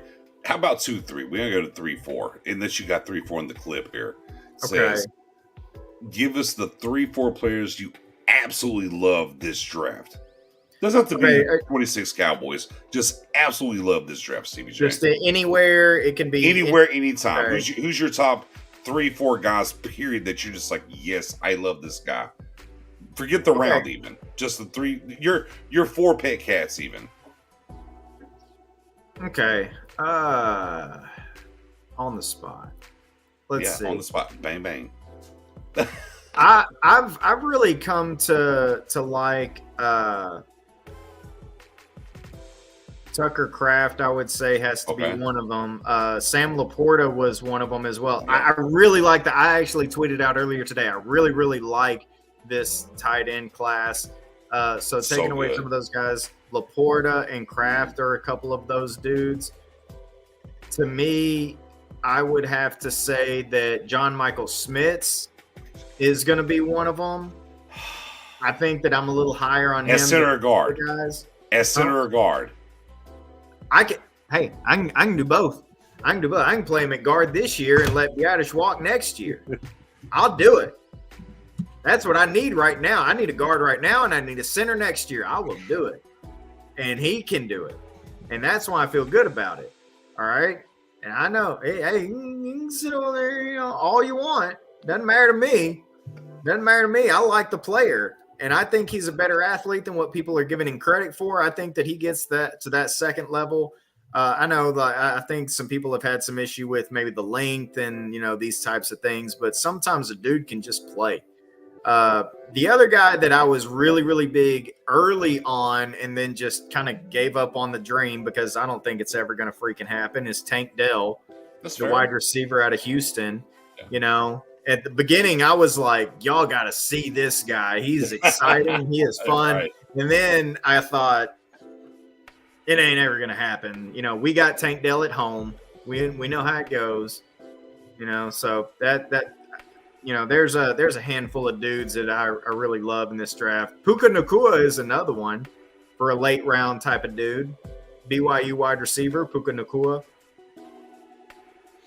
Yeah, no, fair. I just the JMS center loving guard don't like him. I rather take Joe Tippmann from a center to guard situation is where I would be at personally. Joe Tippmann. Yeah, I that's where I would be at. You ever seen a guard? You ever seen a guard that looked like that? Yeah, he's played guard. I have. No, I'm saying, like, aside from Joe Tippmann, you ever seen a 6'6", 315-pound guard? Man, you know what I love about this league? It's evolving all the time. It's a good answer. It's great because I'm seeing these short linebackers and everything going. So yeah. I just think I will buy that more.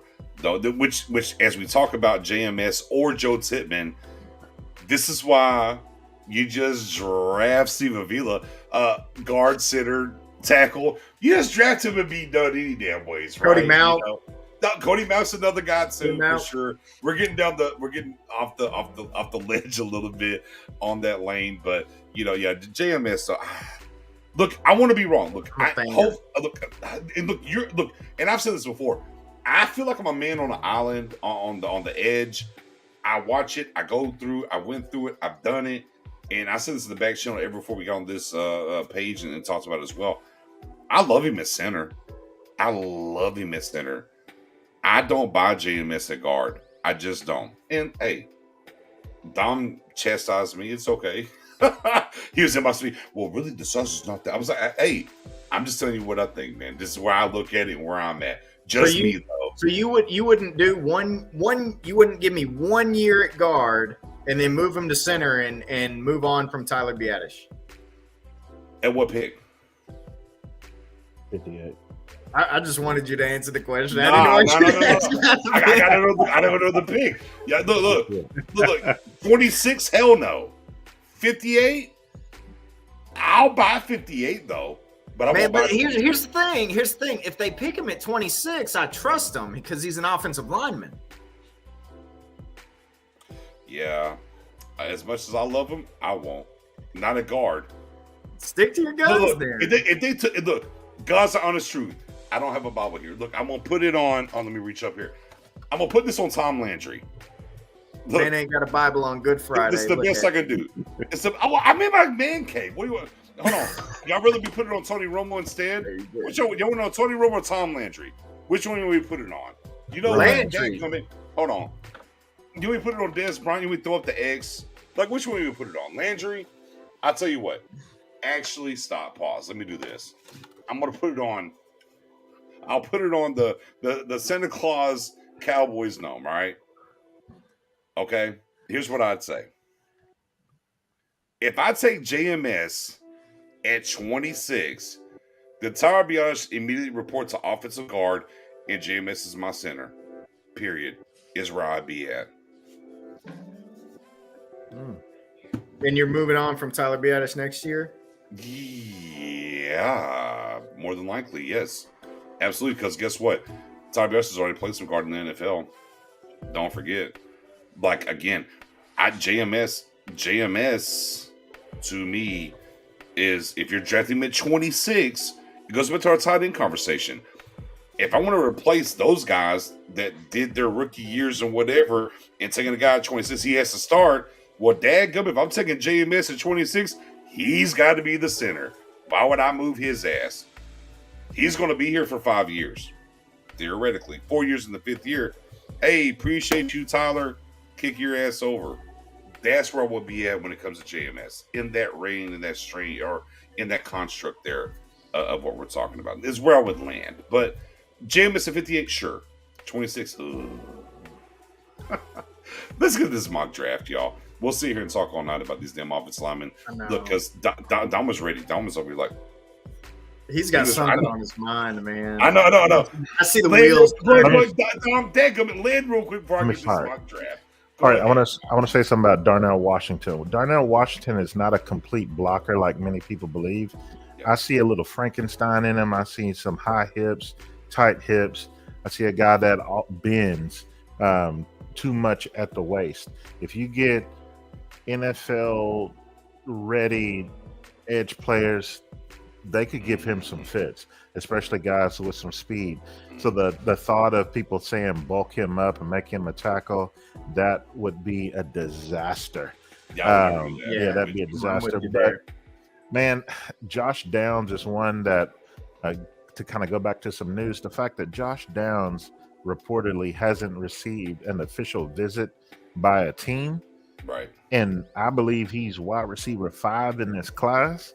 So if he falls to 58 and he's there staring us in the face, he's one of the players that I truly love in this class when I saw Professor O put that up there.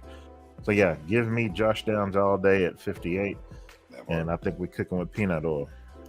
It's important. Let's get this mock draft, guys. All right, starting the draft now. Trading?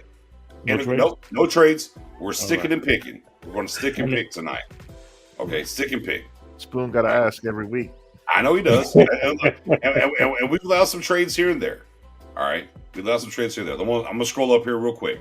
CJ Stroud, number 1. Bryce Young, number 2. Will Anderson, 3. Will Levis, I'm sorry, Dom. He goes to the Colts. Jalen Carter, Spoon, 5th. We're good here. Pay me my wings. Okay. To Seattle at 5. Tyree Wilson, 6. Christian Gonzalez, 7. Anthony Richardson lands in Atlanta. Oh, wow. Thank you, Chicago, doing the Lord's work. Taking Van Ness at 9. JSN to the Eagles. Broderick, I don't like that, by the way. I don't know why they would do that, but hey, here we are. Broderick Jones, Tennessee. Quinn Johnston. Ooh, okay. Texas, I see you. Witherspoon, Jets. Paris Johnson, Patriots. Nolan Smith, Green Bay. Miles Murphy, Washington. Joey Porter Jr. lands where his dad played with the Steelers. Peter Skoronski, tackle guard, wherever you want to put him, if you will, to the Lions. Brian Branch to the Bucks. Bijan Robinson, Seattle. Kalijah Kancey to the Chargers. Deontay Banks to Baltimore. Zay Flowers. Oh my goodness, Zay in the gritty. Oh, not a fan of that. Not a fan of that at all. Mayor, thank you. Appreciate you, Jackson, getting him up out of here. Oh, the Giants got you though. Darnell Wright at 26. Cowboys on the board. Dalton Kincaid. Nope. Brian Breesy. Anton Harrison. Will McDonald. Jordan Addison. Emmanuel Forbes. Felix, or as I like to call him, FAU. Don't get me started. Azuma. There it is. BJ Ojolari. DeJuan Jones. Torrance. No, we're not taking the quarterback. Henley. I mean, we're kind of getting in the weeds a little bit, guys, on their rankings, but we don't care about their rankings.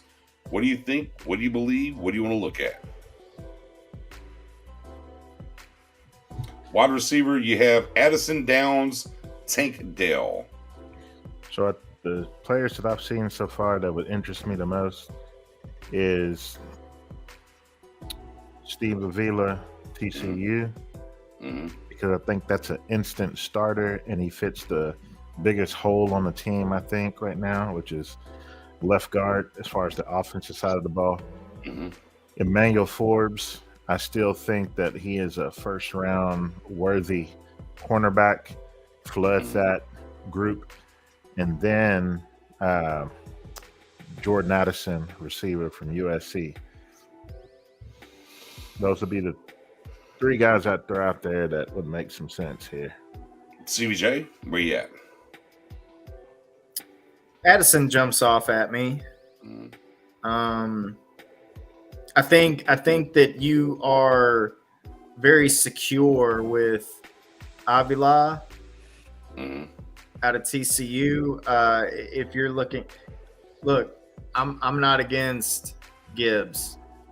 I'll have that conversation. It may not be my pick, but I'll have that conversation. Yep. Okay.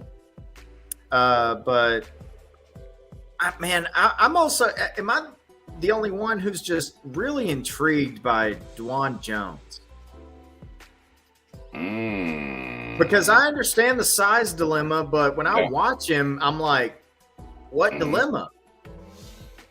You know, whenever I watch, Mekhi Becton, you're like, that's 6'8", 374. You're gonna have to control that. You're really gonna have to put some work in to maintain your body, and I don't see that with DeJuan Jones. I see a guy who's very functional.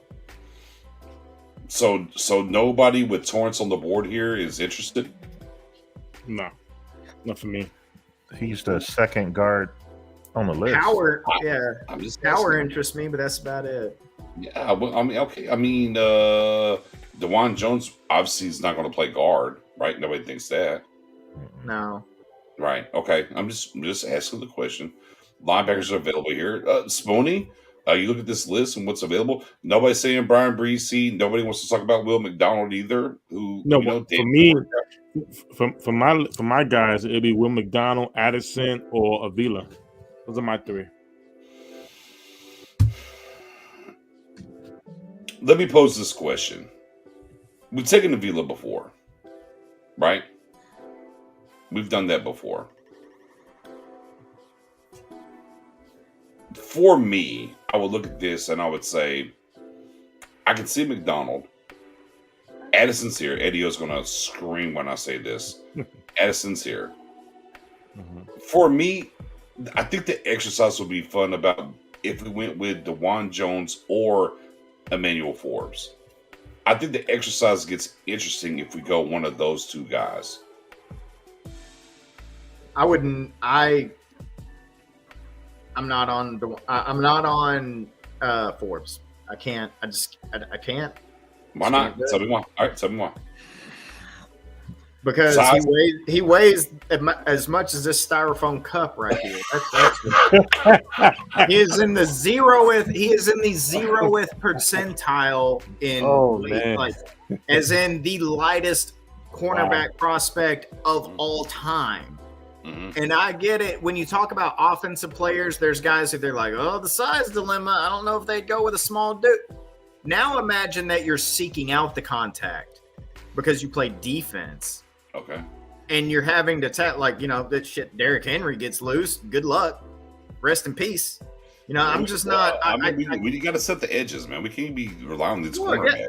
Okay, but we're not going to sit here and pretend like it happens every time. Well, that's neither here nor there, sir. Teams literally went out of their way to try to attack Trayvon Diggs in the run game. They'll do the same to him, and you're going to line up another dude on the other side of Trayvon Diggs.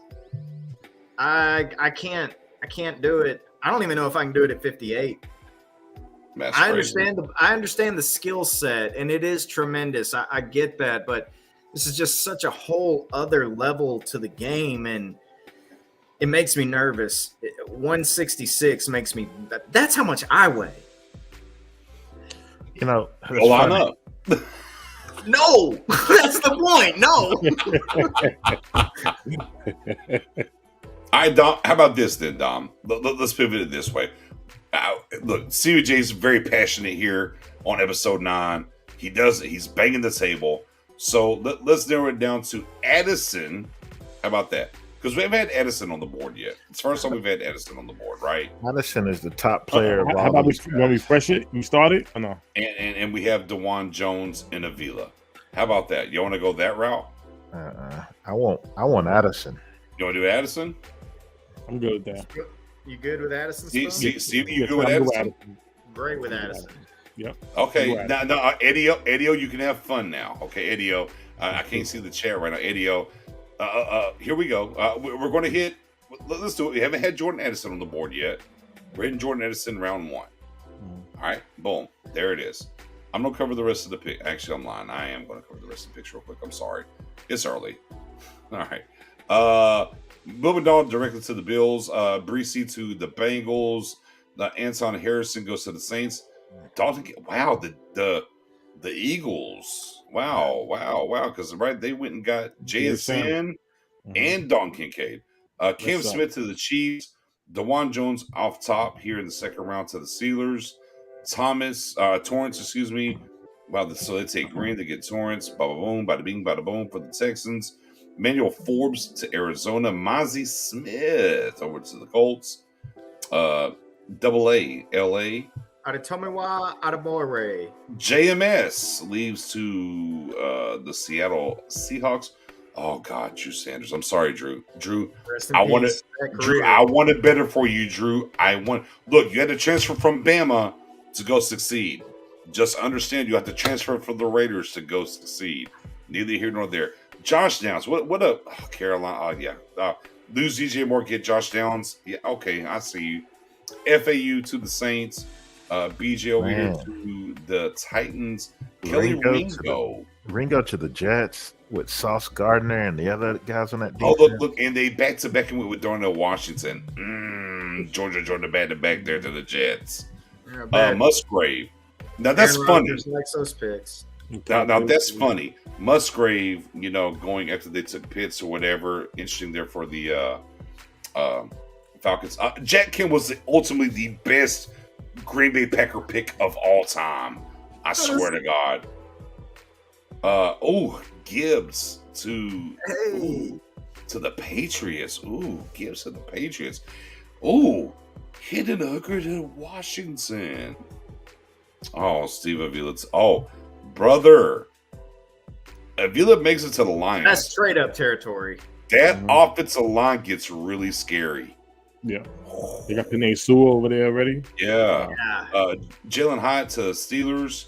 I'm sorry. Dom. Bergeron almost there. But 50 to the Bucks. Sam Laporta, what a great pick for the Dolphins. Cody Mock, Seattle. Thule going out here to the Bears. Trenton Simpson now. And boy, here's how the Cowboys get washed, right? Yeah. We saw Sanders a little bit earlier. Jack Hill, and then right as we get into the real house, Simpson leaves to the Chargers. Henley leaves to the Lions, but the Lions are having a good ass draft right now. And then Joe Tippmann. And then Joe Tippmann right before us. It's got to be guard, this pick. And we could have had Tank Dell, but we went Addison. It's okay. It's going to be Zendel, isn't it? Wilder. I'm not a buyer on him going to guard. Zavela. So now you're in the Wonderland here in guard. Let's go look at tackle real quick. See, we can move inside. Right. So we got Morris, we got Freeland, we got Steen. Of all of those guys, Steen is the guy that I would pick out of him, but just not at 58. Right, too early. Yeah. I can do 90 on Steen. Right, I'm with you there. 90. Are we thinking Tyreke Stevenson here, cornerback? I'm just saying, I'm not high on Stevenson. I know he's a Dallas guy. Yeah. Fits the profile, yada yada yada, but Are we thinking Ika here, D tackle?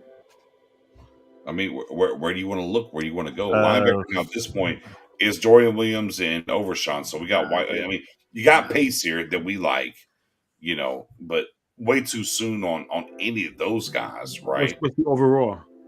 Hey, let's check out the tight ends. Tight ends. It got watched a little bit. So, but you got Kraft, right? You have Shoemaker. You have Allen. You got Kuntz. You got Josh Wall. You got Durham from Purdue. So, I mean, you got guys here. Running back. I mean, would you contemplate Charbonnet here or A-Chain? They're my. You know how most people like at the top, they're like 1A, 1B. Right. They're my 3A, 3B because I think the top two guys are pretty much that. I can't, because they're so different in what you may need.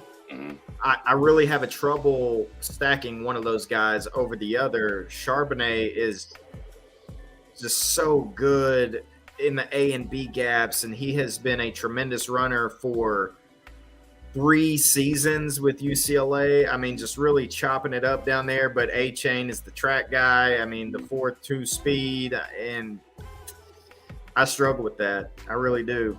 I would take either of them at 58. You can go in a different direction, but I'm happy with either of those two picks. Yeah, so cornerback Stevenson, Brents, Garrett Williams, Turner, DJ Turner, Tomlinson. I mean, at least in this exercise, what we're seeing is going wide receiver round 1 I know who really I would puts take. you behind the 8 ball everywhere else with the Cowboys. I know who I'd take. Who'd you What's your say? overall? Oh, I do like Benton though. I do like Benton out of Wisconsin. I'm happy with either of those two. Yeah, and as I like well. Kobe Turner too. Not here. I do like Kobe Turner, but Ika or Benton, I could live with. Ika all the way. Siaki Ika, baby. All Siaki, the way. is that where you're at? Yes, That's sir. where I'm at. All right. Okay. Are you cool with Siaki Ika here, Stevie J? Absolutely. Okay. All right. Let's pull the trigger then. So we got some flash at wide receiver. We're getting some beef up front. All right. Well, I mean, look, we got Garrett Williams on the board, Nick Herbig on the board, safety Anthony Johnson. We still have Chandler Zavala. I know who I want.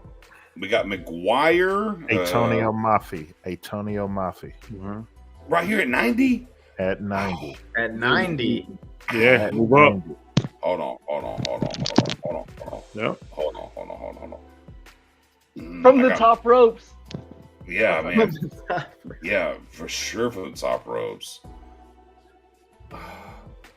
Would you take him over McBride or Bigsby or Miller? Yes. Because he's going to be your starting left guard Yep. from day one. But what if I could tell you game at 129? Would you take somebody else?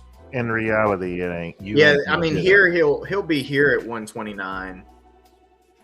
In real Kind life, of, we'd be there at 129. Zavala's kind of in the same boat. Yeah. He's leaps and bounds better than Nick, Zavala to me. He is. Let me No, ask he you is. this. I agree there. I definitely agree there. I think Mafi. See, here's the thing. Vorey's injury makes Mafi much more intriguing and where he's going to fall. Because I think there's a chance he makes it to 129, but there's no guarantee, though. Right? And go ahead.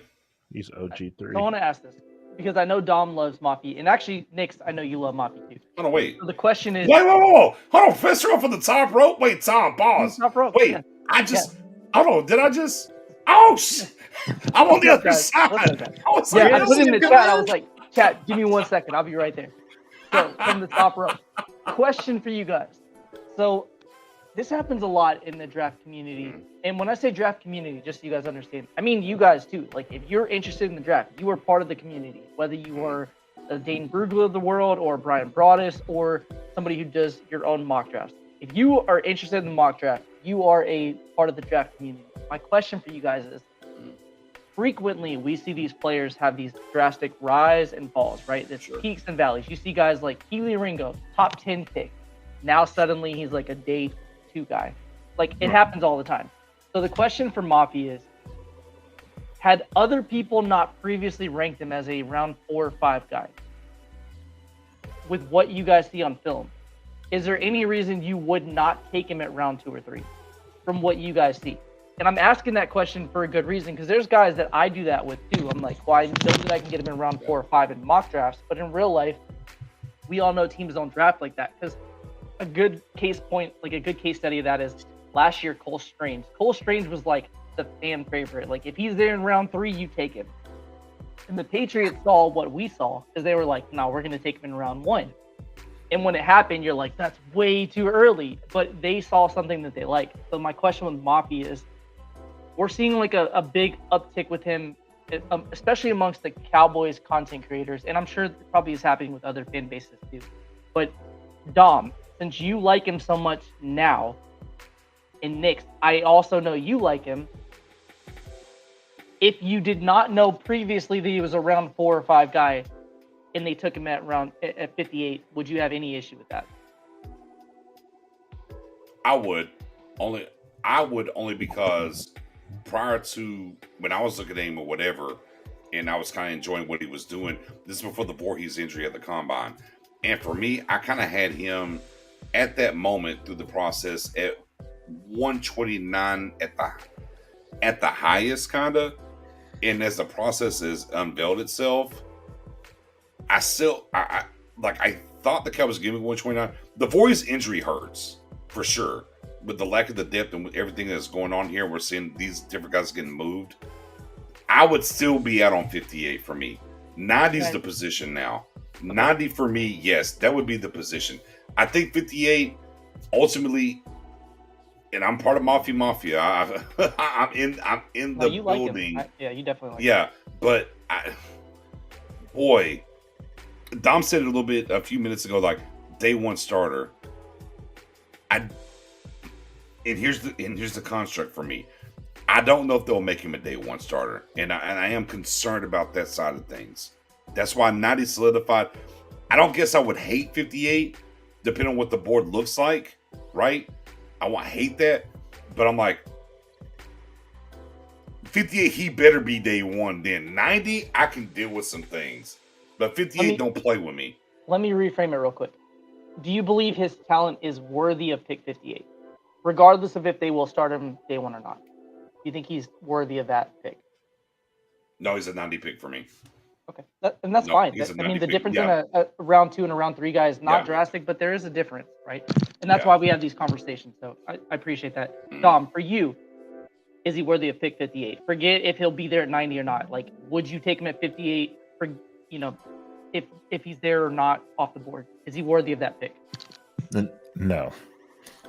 No, he's more of a guy that's like maybe around 80th on your overall board. That's a third round value. You guys are both on the same page then. Yeah. It's just interesting. Okay, cool. The thing about him is, when this process started, I remember tweeting out that he's a mid-round hopeful. To me, mid-round is 4th, 5th round. But as this thing started to shake out and you look at more film, you take in totality his career, he's only been playing offensive line for 3 years now. He started out as a 400-pounder who entered UCLA. In his first 2 years, he was a defensive tackle. Then they transitioned him over to playing the O-line in 2020, where he saw some action, but not much. He's only really had 2 years where he's actually produced. But what you saw him do this past season, how he's a mauler, he's able to move, he can retrace for a guy that's 340 pounds. And you see that he can process, he understands the kind of stunts and twists, the delayed blitzes. That's a guy that I feel like you put him with the Cowboys right between Biotish and hopefully Tyler Smith playing left tackle, getting our coaching, getting that home cooking. I think he's an ascending player with a high ceiling, and his floor is already pretty high. So that's why I believe he could be a day one starter, but we know how they operate. They want to let their veteran guys get that first opportunity, that first crack at the whip. And maybe it's going to have to force their hand due to injury or whatever to be able to get him in. But I think he solidifies that left guard spot, and he brings the size and the power that we've been missing since Ronald Leary. Therefore, I moved him from a 4th round grade all the way into the 3rd, because I think he's even made himself into offensive guard 3 in this draft. And I had him ahead of Voorhees even before the Voorhees injury. And see, that's one of the things I think is interesting. The reason I'm asking about pick 58, I know we're in round 3, so obviously we're at 90, is there will be conversations in the Cowboys war room and the Cowboys draft community on, will this player be there or not? Because that's one of the things when we talk about like Mozzie Smith. I don't think he's a pick 26 guy.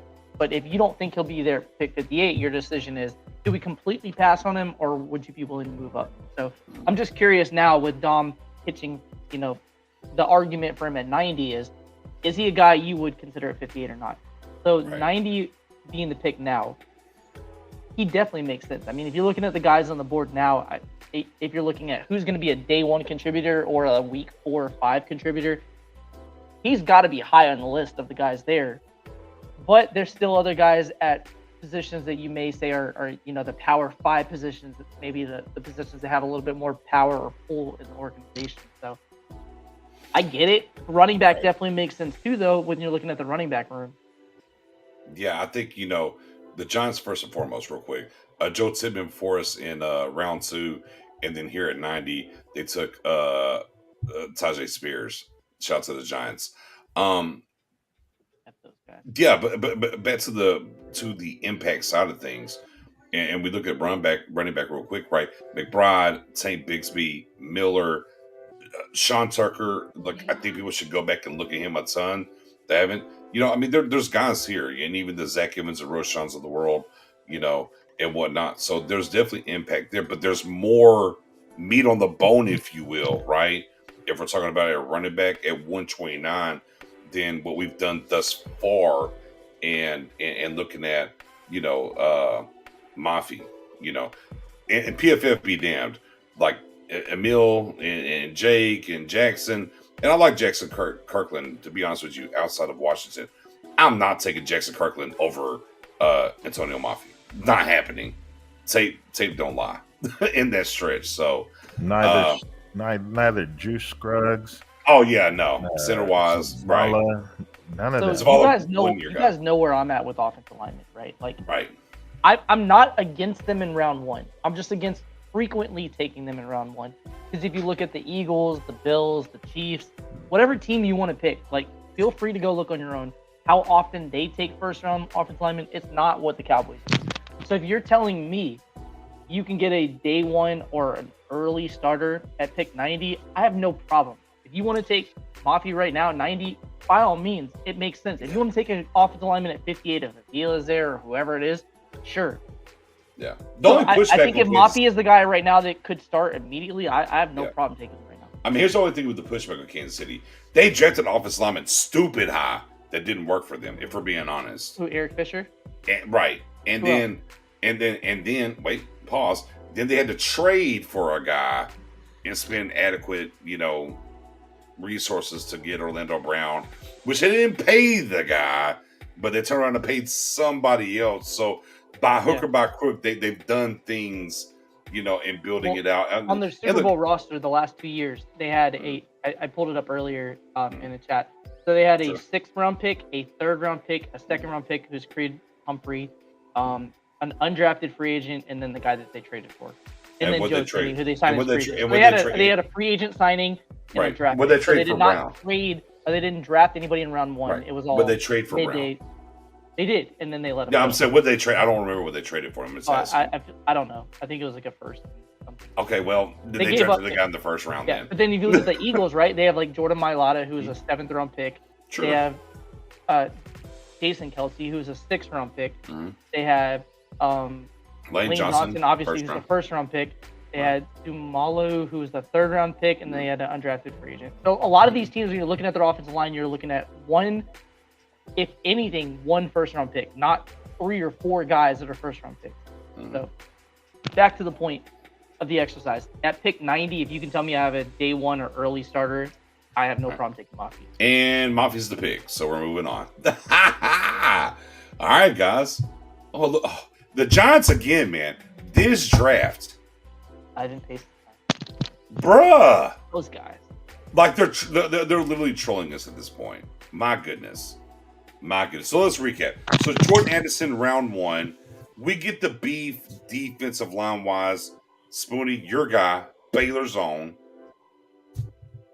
And then we get some beef offensive line in the Mafia in the building. All right, guys. Is it where y'all want to go? Y'all want to look at some running backs? We got corner Sean, for me. Cornerback. Sean, Zach Evans, Deuce Vaughn. Hey, running back's getting a little thin. We got our guy Izzy though on the back end from Pitt. I feel like we always say running back at 129 because it feels so right. Running back's never going to get thin in this draft. Yeah, it's thin right now. That's not though. Like honestly, I mean, round 5 or 6, you probably have flavor and of course the 6'3" flavor of the draft right now from Purdue. Corey Trice is up here. Starling, Nick's like Starling Thomas, right? I do like Starling Thomas, but I'm a man on an island on myself. That's fine. So Starling Thomas at the Shrine Bowl, the phrase with him, if you guys remember with DeRon Bland, was he's sticky. Receivers had a hard time separating for him. So I'll just throw that out there. If you want to watch him, feel free to. But that's the phrase that. Yeah, he's good. He's solid, and he's a track star. Yeah, I was going to say. I mean, I just want to bring it up here for those that haven't looked. 6 feet, damn near 200 pounds. He only 22 catches on 58 targets, whatever the case may be. But no, just track star, has the speed. I mean, gets in there. I get it, where he played ball at UAB. I like him a lot. Once we get, depending on what they do beforehand, I'd be okay at 129. I like him better at 169 personally, but still, definitely a guy I like in the mid rounds here. And for him too, like he's a cornerback when you're thinking you play at UAB, you don't play good competition. The last 2 years he's played LSU, UGA, and BYU. And BYU was number 13 in the country at the time. So he played at least two of the teams were top 15 at the time when they played. So maybe not the slate you'd like to see, but there's film of him playing top level competition. Linebacker by them is washed, but Troy Brown, Mississippi, Ole Miss here, Ventrell Miller in our top 10. I like Cam Jones more than others. I know he's kind of an in-between guy for people. The fastest guy, Owen, in the building. So there's some guys here that you might want to be into. Now, Anthony Johnson, which Dan Quinn spent some time out there at Iowa State's pro day. He's still on the board. Kobe Turner, but you already went with Ika. Trice here. Tucker. I mean, what do you think, guys? You want to look at tight end maybe? You want maybe peek back I would say I personally think Kobe's more of a 3-5 guy. Like he's playing 3-tech, 4-eye, 5, something like that. So there's room in the rotation if you're saying Neville Gallimore's probably out, which I think a lot of us probably. Yeah, I think he's the biggest. He's the biggest. He does make sense, but I definitely think there's other players that probably have more impact right away. Yeah, I think ultimately he's the biggest or the highest percentage of player traded off the Cowboys roster during the draft, if that makes sense. So knowing you guys took Siaki at 58, DeAndre Coburn's still there at 129. Yes. Does that have any buyers or more? So you guys still happy with that pick? I think it was a good pick personally. I'm thrilled with that pick. Yeah, I thought it was a good pick. Okay. I know who I would take in this. I would take Trice here. That's me. Yeah. I love the disruption in press. Matt and I were talking about this a little bit earlier. Man is questionable. Zone is pretty excellent. He throws off the timing. I mean, I think someone showed that he's given up one catch when pressing. And that was like 88 attempts or something. Or Out of not 88 88 attempts, but 88 snaps. Yeah, and again, we're talking about size profile. He's a 6'3" guy. It matches here. Not a big speed. There's not a lot of speed there. Right.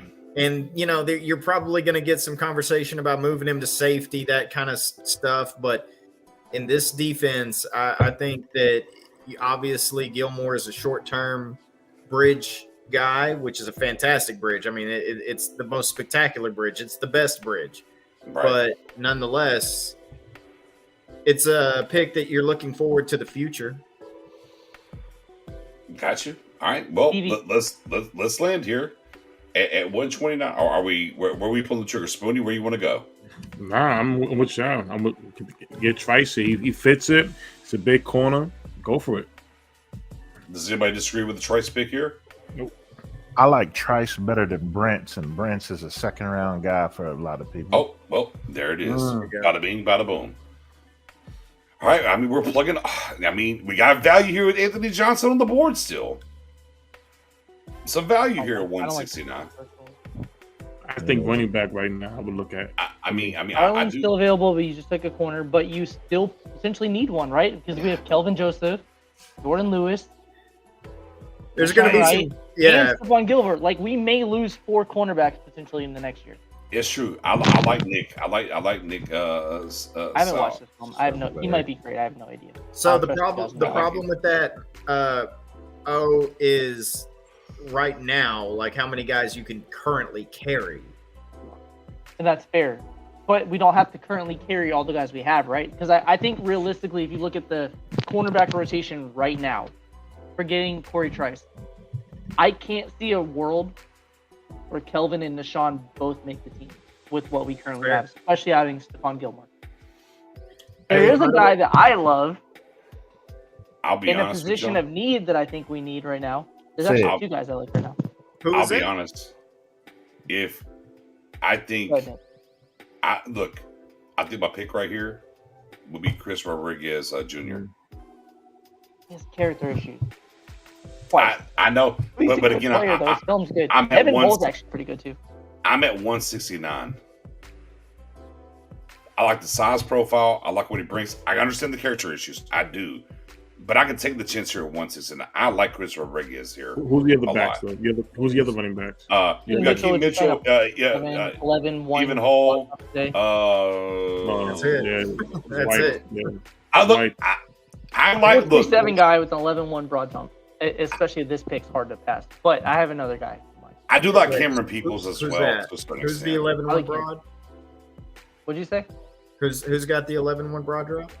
So, Keaton Mitchell today, East Okay. Carolina had their pro day, and he had a 4.37 40, an 11-foot 1-inch broad jump. He tested out of the chart. He's if you like Tony just Pollard small. and you're looking for like a potential Tony Pollard replacement after this year, like he's a shoe-in for that type of guy. I mean, but Tony Pollard's 6 feet 200.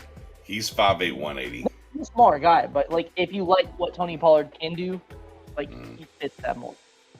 I think Jonas Savai is a great pick right now. This is a dude that can play 0 You tech, think who? 1 tech, 3 tech, 5 tech, 4i. He plays in all of those. He had 19.5 sacks the last 2 years playing at San Diego State. He's a guy, I like him. if you're looking for like a Carlos Watkins replacement who we just lost out on free agency, like he is a perfect replacement for that. He's the guy Say the that's name. like a You said the name quick. Say it for everybody real quick on the back. And then Jonas you- Savai I from got him San right Diego here. State. There he is. 19.5 sacks the last Yeah. 2 years.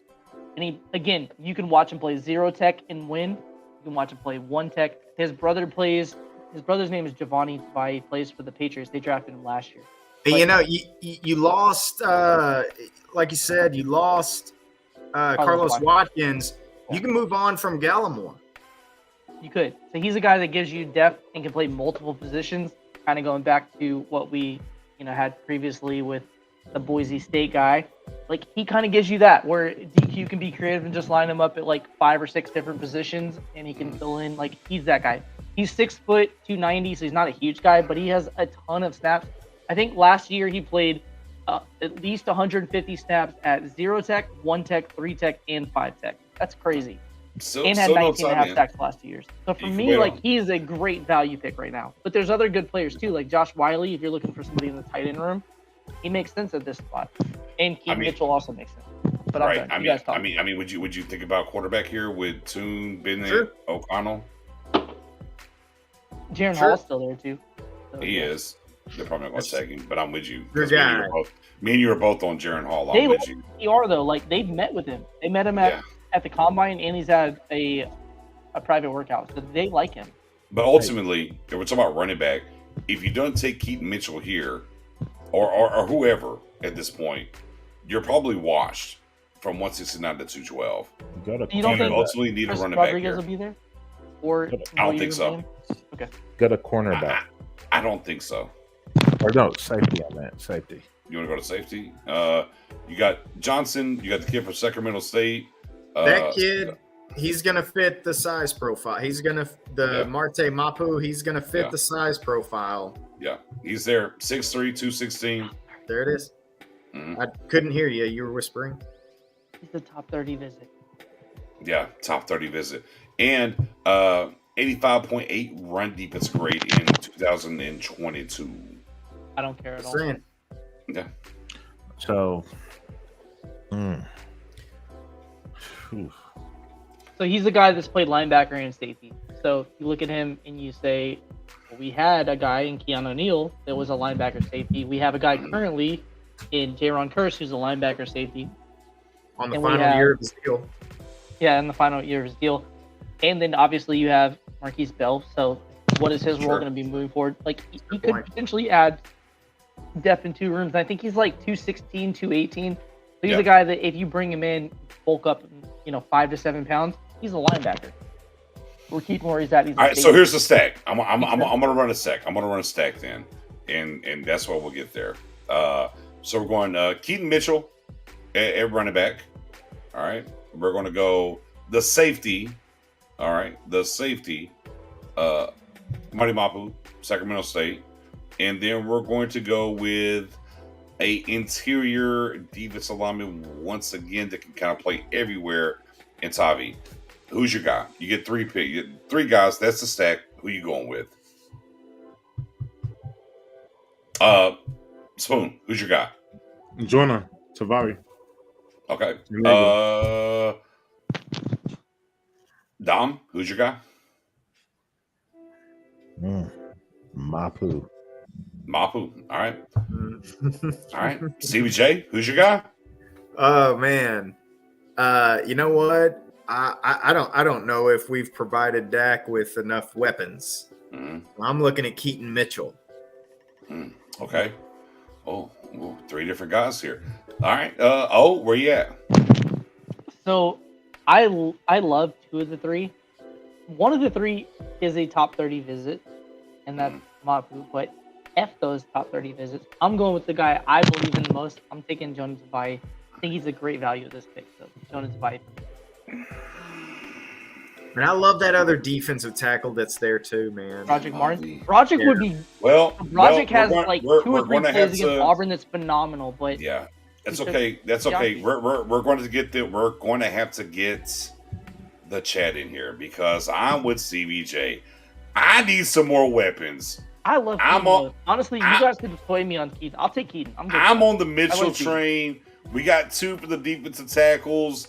Dom, I'll I'm go sorry. Keaton. Let's go Keaton. You got to sit this one out. You didn't get one of the guys that are tied. We're tied 2-2. Mitchell, O's and Spoonie's guy, Tavi. Where are we at here, chat? Let's see what we got. Let's get in there. I would All right, do. Take I would do Tavai. Mitchell over Jason Tavi. says Tavai, and Mark says, my bad. Oh, I'm sorry. Yeah, no, you're good. You're good. You're good.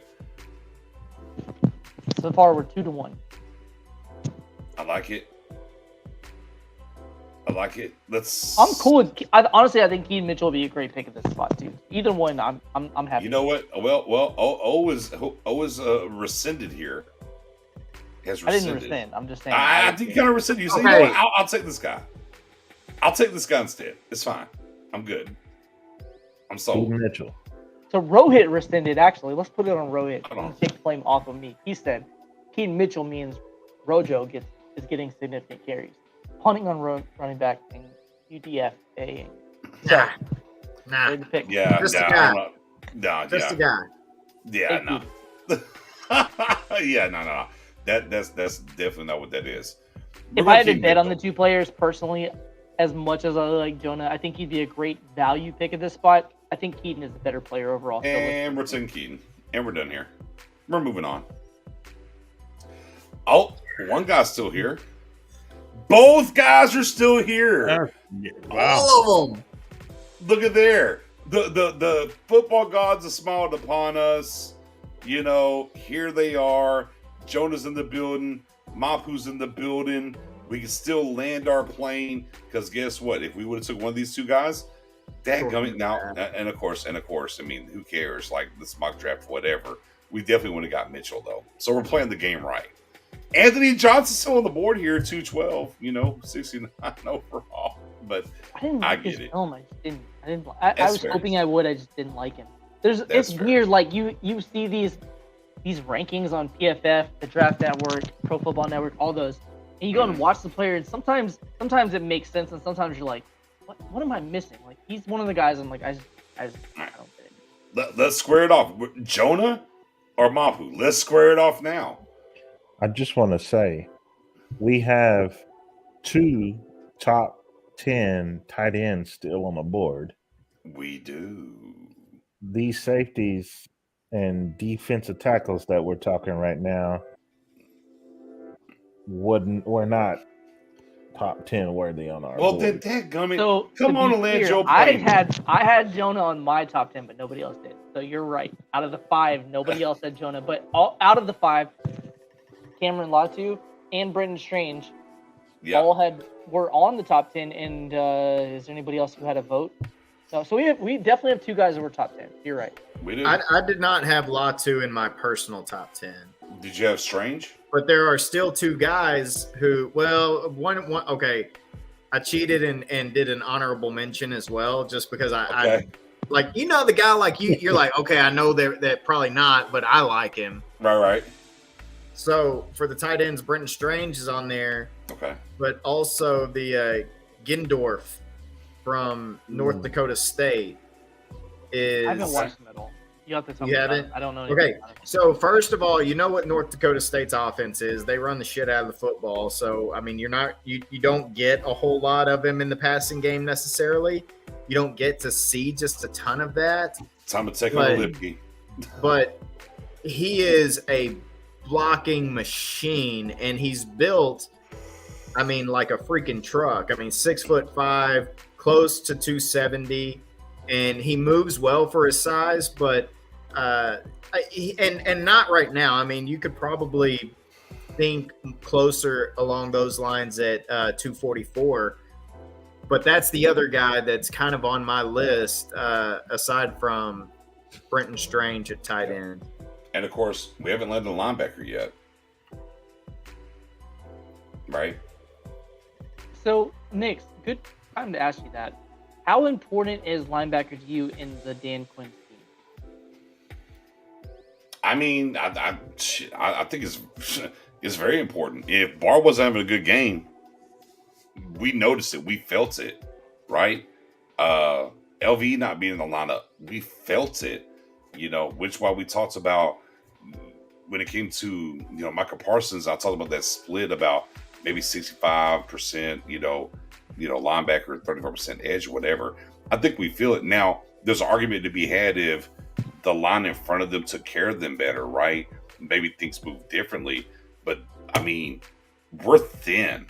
Like, even with the big nickel and the idea of what they do in those lanes, we're just thin. I mean, right now, if we lined up, if LV takes an injury, who's the guy? Because, again, we go back to last year, Luke Gifford had more defensive snaps than Jabril Cox. Those are just the facts of things. So, those are the things that worry me when it comes to that. Yeah, Damone Clark and what he's doing, if we step into that role, you got LVE back, the whole nine, the three-headed monster, right, at safety is back because you got, Wilson back. But, boy, you lose one of those guys. I mean, Malik Jefferson to the futures contract, you comfortable? Not at all. Those are the things that bother me. Within the scheme and how valuable that scheme makes it or whatever, that's cool. No different than cornerback, right? Hey, look, right now we have great depth in the slot with Jordan Lewis. But if Diggs or Gilmore gets hurt, we're right back to the situation we had last year where we had 6 quarters from Kelvin Joseph, Nashawn Wright, Trey Mullins, and then ultimately Xavier Rhodes. Like, you're just not deep in those spots. We know we start 3 corners, right? So linebacker, yeah, practically we start 2. So Clark and LVE, who's your possible? We're playing spades. I got 2 in a possible. Who's the possible behind them to step in here and give you really full-time access of bridging the gap? Yeah, you really needed Jabril Cox to come along. Right. And he was never just a more physical guy. He was never just this, great player in run support, but tremendous cover linebacker. A lot of people kind of thought of him as somewhere in that safety hybrid type conversation, but weighing more towards linebacker, whereas J-Ron Kurz, Donovan Wilson, those guys who are in that safety linebacker conversation are more safety. That also kind of fits into the Mapu discussion. If you're looking at that, though, he's not going to play Mike. Right. You're looking at Damone Clark taking that spot if something were to happen to LVE. You also got to think about when LVE went down, how long was it without LVE and Hankins simultaneously without the both of them? Because you talk about needing one in order for the other to play more freely. You took care of that with Ika. You also have Hankins coming back, so that should benefit greatly. Do you think that you can go with another big nickel guy and have Damone Clark play behind those 2 big boys, or do you need depth specifically at Mike? Yeah, I just think, the 2 positions I talked about prior to this whole process was they had the double dip at linebacker. They got LVE. Sure. They need a double dip again. And look, maybe tripled it for the special team standpoint. Although, real quick, I want to point out that Johnson been trolling us this whole deadgum mock draft. And at 09 before us at 212, they took Aiden O'Connell. These guys are on our radar. Effing us. Just want to put it out there. So, yeah, I think it matters. I think, Cox has a step forward enough, whatever's happened in practice or whatever the case may be. You need another guy. So, to your point, is it a Troy Brown, look, Aubrey Miller, who's in our top 10, D Winters, Dennis, there's some guys here, but we're kind of going back to what we're talking about on the board currently, right? The top 30 visit, Professor, as you said, Marty Mapu, big body, safety. Do you feel good about that in the scheme of what they're doing here? We saw Neal kind of come in, go from safety to linebacker. Didn't work out. He had to move on, if you will, within Dan Quinn's scheme. But, here we are. So, as we're sitting here now and how we've projected this draft and what we've done here at 212 is where we're sitting, is it just strictly BPA, or do you want to kind of BPA-ish and spin the block? Because, again, Jonah and Marte, I'm going to call him now, are on the board that we talked about, back at 169, but again, if you start talking about tight end or which tight end what we got here? Just take a kicker here. Strange, Latu, and then of course, special teams matter. Or if you want to go linebacker, would you think about that here? And of course, I want to guess Moody's. Yeah, Jake Moody's here for sure. And look, they haven't done much in the way of that as they're starting over at the kicker position. And at a certain point, they do have to address that. So what's sure.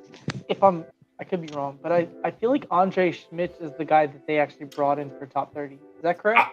I like Andre. Look, and I've talked about Andre Schmitz before. Visit on a kicker, but I don't know if they brought him or a private workout. They might have a private workout. One of the guys available right now. Yeah, but where y'all want to land here, guys? Maybe in a private workout. Hey, go back to the linebackers. Linebackers, I got you. Mm-hmm. Linebackers, we're looking at Troy Brown, Mississippi, Ole Miss, Jones, Syracuse, Thomas Georgia Tech. I don't like them. I don't either. Aubrey Miller from Jackson State. I do like D Winters. Mm-hmm. Dennis, there's things I like about him. I'm interested there.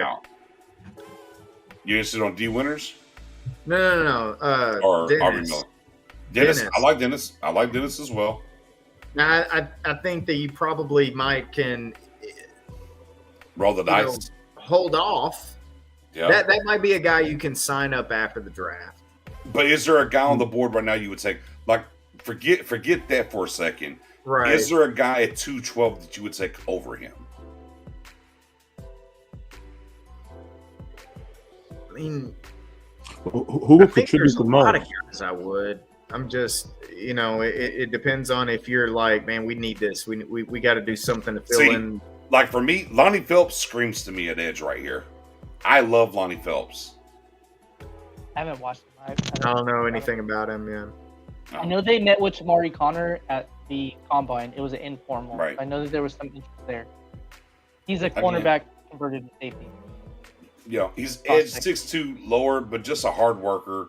You kind of go through some of the different grades by games of what he did. 22 hurries. I'm just kind of going through some of his stats. 8 sacks this year, 10 sacks a year before. Freshman, whatever. He's a redshirt. So on and so production. forth.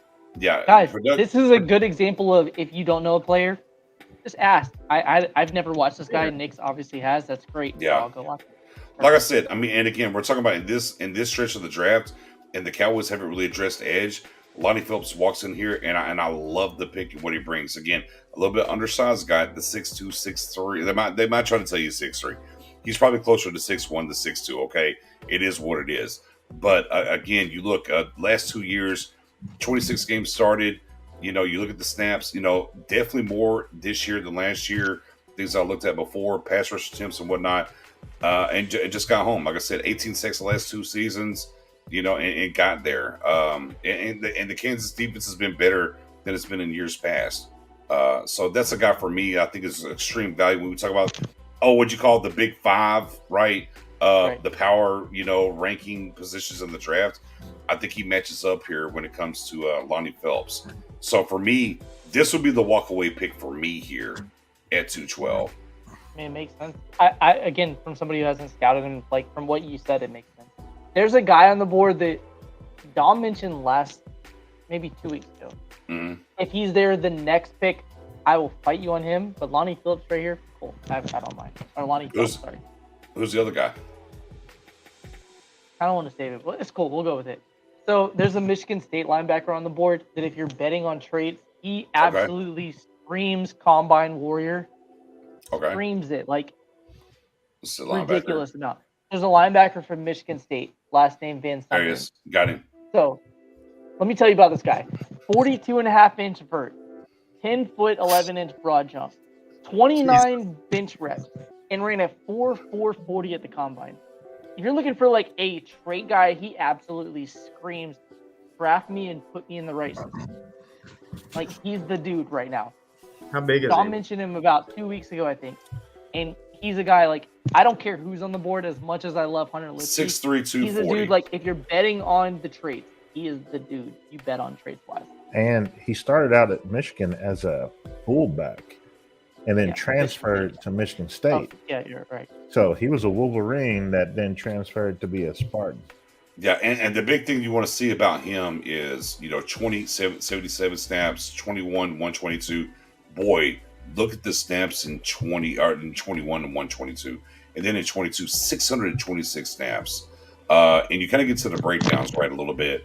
Run defense 73, coverage 55.9, missed tackle rate maybe 10.1, worries a little bit, whatever the case may be. Pass rush grade almost 60, 59 and some change. Only missed 6 tackles, 21 assists, 50 tackles. He had 259, interesting enough, 259 coverage snaps, 327 run defensive snaps, and pass rush snaps of 40.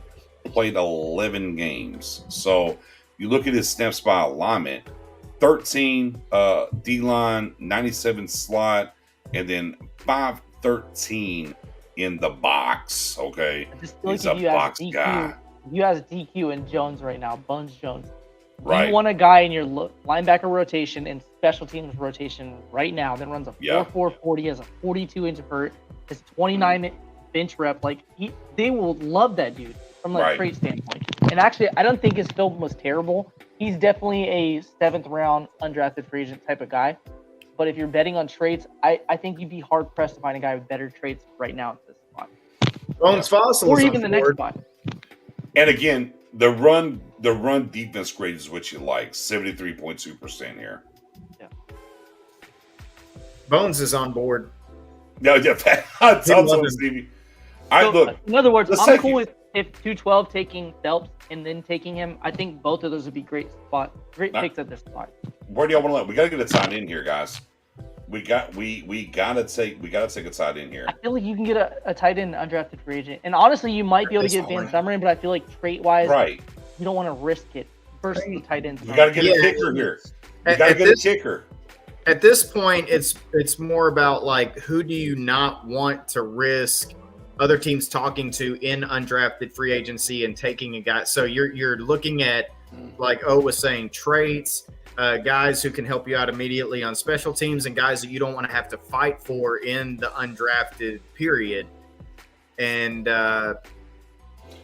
if we're going to that, then it's Jonah or Phelps for me at this point.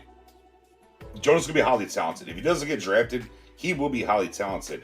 I think Phelps is the same lane. I think linebackers are a dime a dozen. Traits wise, be damned, some are higher than others. I don't disagree with that. Mapu, Sacramento State, 30 visit, interesting enough. But Bell, if I'm not mistaken, right? Marquise Bell's a 30 visit, right? He was Undrafted guy. And he was a guy we all thought was going in round 5. And That like, part. if you're looking at the board right now, teams are going to be all in on Mapu, Roderick Martin, Jonah Tavai, Quindell Johnson, the safety. We haven't talked about him from Memphis. Like Jacob Slade. There's a lot of guys right now that will have a lot of interest. I just feel like if you don't want to risk it, trade wise, like you're going to be hard pressed to find somebody better than Van Sumeren at this spot. No, I'm sticking to my guns. Y'all can vote who y'all want. I'm taking Stetson Bennett. Joking. Not taking Stetson Bennett. I'm a Georgia guy. To go have a drink with or what? Both. But I at this point, I think for me, It, Jonah or Lonnie, it'd be Jonah or Lonnie for me at this point. For impact for the Cowboys currently, as much as I love Lonnie from the edge prospect and giving you some willing and dealing there, if you will, what's going on there. You turn me on to Jonah and the motor and things like that. I would go Jonah here from San Diego State. I can agree with that in large part because of the recent conversation, especially after free agency, and we saw how those guards got taken up and got paid handsomely in free agency. There's been the conversation about how pressure up the middle is more important than pressure on the edges. Quarterbacks are less comfortable stepping up into pressure than they are booting out and escaping pressure around the outside or being forced up the middle. They're more comfortable being able to stand in the pocket. Right. So if you're talking about a 3-technique type of guy who can get after the quarterback, who can cause some issues up the middle, and you don't have to necessarily put it on him right now, but he can work in a rotation and he can in the future be more of that guy, then I'm happy to take Jonah to buy. Let's pull the trigger then. Let's do it. You know, it's funny. So 22 sacks the last 2 years, and he has 86 hurries. And this is a guy that played 158 snaps at A gap, 194 snaps at B gap, 157 snaps over tackle, and 192 snaps at wide. Like he plays. I was going to say he can do that. He fits a 5-tech type of. I mean, he's pretty versatile defensive lineman. Yeah. You know what I love about it is we've spent more time debating the 212 pick than any other pick in this draft. It's just where we're at now in getting to these lower tier guys and via the standards or whatever the case may be, right? And what's going on. It's just a fun time to see how we go through these mock drafts, things happening. We got the 212. Man, we just delivered a whole Professor O class. We were going back and forth. I'm bringing up Phelps, and we're just getting in and out. Dom, Spoony, hey, we're at 212. But we're like, we can't make our mind up because there's a plethora of guys, Stevie J. We're like, oh, but we could go here. We could go there. This makes sense here. But a lot of the things that led us to the 212, though, are the picks that we made beforehand that gets it here. And that's one of the things we talk about consistently throughout this process here in episode 9 or in the spaces of what they do leading to these picks will matter in what they do. But yeah, not only that, Phelps is still available. Who? Lonnie Phelps is still available. Lonnie Phelps.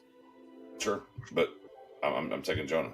But go ahead, Stevie J. Go ahead, no, take Jonah. I was going to say not only that, but you scroll and now you're in a point where you're like, I don't know who the hell that guy is. You just scrolled past half a dozen dudes that I haven't watched and I haven't heard their name. Like, I don't know who the hell Charlie Thomas is. You don't know who Charlie Thomas is? Well, let me tell you. Sit down here for a second. Let me tell you about Charlie Thomas. So he plays at Georgia. No, I'm joking. I'm joking. I'm joking. I'm joking. Is Charlie Thomas blue? First name Charlie, last name Wilson. I don't know. I'm just playing. But here we are. Look at Marty Mob, who's still here. Look at him. Troy Brown. Lonnie Phelps. I mean, options. Get your boy. Lonnie or where I was going with that is, if Van Summer is still on the board, which I think he is, now you get into the conversation that teams have when I mentioned Power 5, where you start saying, I'm looking at an edge rusher versus a linebacker. Which one's more likely to be there as the undrafted free agent? Kicker. I'm looking at a kicker who could start for you right now versus a linebacker or an edge. Who's more likely to be there? Like, these conversations happen. That's why it's important to say teams do weigh. Some teams may have 4 positions. Some teams may have 6 positions. But Power 5's pretty safe. There's certain positions you prioritize over anything else. Van Summer is still there. Jake Moody's still there. Lonnie Phelps is still there. And there's probably other guys too. Man, go to quarterbacks. It's wipes. Mad Max, Steve. I noticed this earlier today that Max Duggan, who the Cowboys obviously have been connected to. They've been very open about liking him, and I hate it. I'm not a fan. I can't do it. I think that he is a really good college quarterback who's able to grit his way to winning the ball game, but not at the NFL level. And I think it's funny that PFF, he's like their dead last quarterback Right. that is available. So Yeah, as somebody yeah, who big loves facts. Georgia and loves all of the players, I don't love Stetson Bennett at all. I do not think he's an NFL caliber player. I have don't him either. above Max Duggan. Hey, I'll be honest with you. Liberty, real quick, the wide receiver, Demario Douglas. Mario's Who? available. Yeah, he's on the board. Sneaky good guy. If you haven't had a chance to look at him, He's a good player. I think he could be a guy that could be a contributor on some teams. I'm not talking about a 2 or 3, but I think he has opportunity to make a roster this year. In Demario Douglas, check him out for sure. If you haven't taken, I think he could be a chance to look at him. 3-4. Like I'm I higher think so on him. too. Like, I'm with if you. I you think it's a like Tank 3-4. Dell, if you like Tank Dell and you don't want to take Tank Dell at round 2, Yeah, round 6 or 7, like Demario Douglas is a guy you should probably check out. big facts. I know we talked about this earlier in the back channels. Dom's gonna honey roast me. I like Luke Haggard out of Indiana. Dom, I know we've talked a little bit. You're like, hell no. I like Luke more than others. Again, we're in the 6th, 7th round kind of stretch things. I ain't talking about higher than that, but I see some value there towards the end when it comes to Luke. Tight end. Get the Terrible. linebacker. Get the linebacker. Damn, not the kicker. Special teams matter. We can't get the kicker. Well, That kicker. linebacker's going to play special teams for you. Ow! He'd be an Who immediate- scores the most points in He'd the be an league every immediate year, Luke Haggard guys? replacement. Man, see, I He'd use immediately that, I take use every that Luke argument all the Haggard snap or time. whatever that is. Who Well, scores the most points in the league every year? The kicker. Who's more likely to be there though? Like a guy who's a combine freak or a kicker? Kicker. You, Get the kicker. Kicker's more likely to be there. That's what I'm saying. So you take the linebacker. No. Yes. Oh, I hate y'all so much right now. Man, look, hold on. I would Look, take you already know- Demario Douglas or the kicker or linebacker and bet I'm on telling the you right kicker now. and then free. Look, in true life fashion, I said this. I've done this as much as possible as I can. If Hunter Lipke's here, I'm taking him. I'm sorry. he's not. Son of a. They caught on. They We've caught on to us, tweeted guys. about him way too much. The rest Oh, of the they league caught knows on about him to now. us. We scouted him for the rest Oh, of the they league. caught on to us. The Giants probably Heck, took you know, him. man. All right, I'm with It's never probably mind. took him. I'm with Dom now. We're taking Marty Mapu. Second round state. Let's go. Hey, yeah, I'm cool with that. I'm cool with Marty He's a Mapu. top 30 visit. It makes sense. Yeah. Damn, we didn't get a linebacker. Did we get a linebacker? Have any of y'all watched Jordan McFadden? I haven't watched him. Have not. It's No, weird about him. because he's not a bad player, but he doesn't Okay. fit. Like, I mean, and I'm not talking about taking him here, but you look Yeah. at his size and you're like, no, you can't. That's not a tackle. So I it's don't even know. interesting. I don't even know if it's an NFL guard, but Yeah, 6'2", 303 is what they got him ranked at. You know, interesting part here is 83.5, 87.4. A little bit of a down year, you know, for what it's worth. The zone breakdown, they're giving him a 72. Interesting enough because, you know, the zone here. Pass block, 78.7. You know, for what it is for these rankings. sure. So you look at the tape. Talk to me, Goose. What is, where we at? I didn't like him at all. You didn't like it. I don't like the size profile. I don't think he translates at all whatsoever. I thought Okay. on film, like watching him, you're like, man, I mean, the job gets done. I just don't think that Mm-mm. there's any way he can go to the next level and be as competent of a player. It's so odd to me that Clemson's had so much success, and Not I've never offensive liked their trench players. Yeah, not the offensive Yeah. line. Not on offense. No. Everything's a All right. skill guy. So y'all telling me I got LVE and now I got Ben Van Ness is what you're telling me. Leighton Vander Esch and Ben And- Van Summeren. Ben Van Summeren. Is that where we're at, guys? Look, we have Van Der Esch and Van Summerlin, lawyers at work for you. Is that where we're at? Where we're drafting lawyers? Get the kicker. Oh, now you want the kicker. The Oh, kicker will now still you be want there. the Like kicker. the linebacker trades dude, somebody will draft. Somebody will bet on him. The kicker, somebody will say it's the kicker. You know what? We've taken the kicker before. Dadgummit, it's episode 9. We're taking somebody we haven't taken before. We've You want taken an the kicker all before. Scandinavian linebacker core? Yes, We're doing that's what we want. Van Der Esch and Van Summeren. If that Kinda don't bring us a pillage the dadgum, other offenses. if that doesn't bring us an NFC Championship game, I don't know what will. Maybe they'll both go hunt some wolves. I don't know. Vandersum. Vander. Vandersum. They give us an F for Mafi. Oh, Yeah, they give us well, I don't care about yeah. who a cares? Trice with a C minus. We get the A for the only A plus we got for Jonah.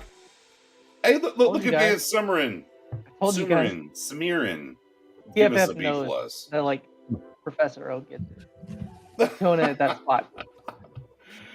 Oh man. Hey, look though. Once again, you get the wide receiver, right? More weapons. You help the interior on both sides of the ball. Ooh, Get B. some bulk, right? Get some bulk there. Then you go get the help for the cornerback Gilmore. Another weapon here with Mitchell. Talking about, you talked about the pro day and how he killed it. We understand what he brings to the table. A guy with 20 plus sacks the last 2 years, all over the board. You get that, and then traits, as we've talked about consistently, whether it's the spaces, whether it's the show. The one thing that you can hang your head on when it comes to this coaching staff is they draft traits and believe they can coach them up. See, Sam Williams is around to last year, right?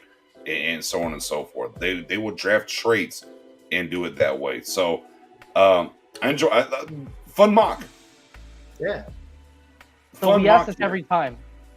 Starters or early contributors. So I think Okay. 58, when you're looking at, I think obviously 26, you can find a way to fit him in the rotation because teams are Right. pass heavy. But Siaki Ika, does he start over Hankins? Maybe not immediately. I He think it's definitely the starts rotation, over. though. He definitely starts over Bohanna in the rotation. Sure. And then you look at Mafi, he's a day one starter. Right. If not, he's a very early starter. Yeah. So I think you definitely got 3 guys in the top 90 that are early contributors. So that's a good draft. And look, and Trice is we'll wait and see maybe with how much he contributes. But I think Mitchell contributes right out the gate. So you have 4 out of your 5 contributors. And then Jonah could absolutely come in here. Now, Ben Van S, LVE Ben Van S, I'm going to call him.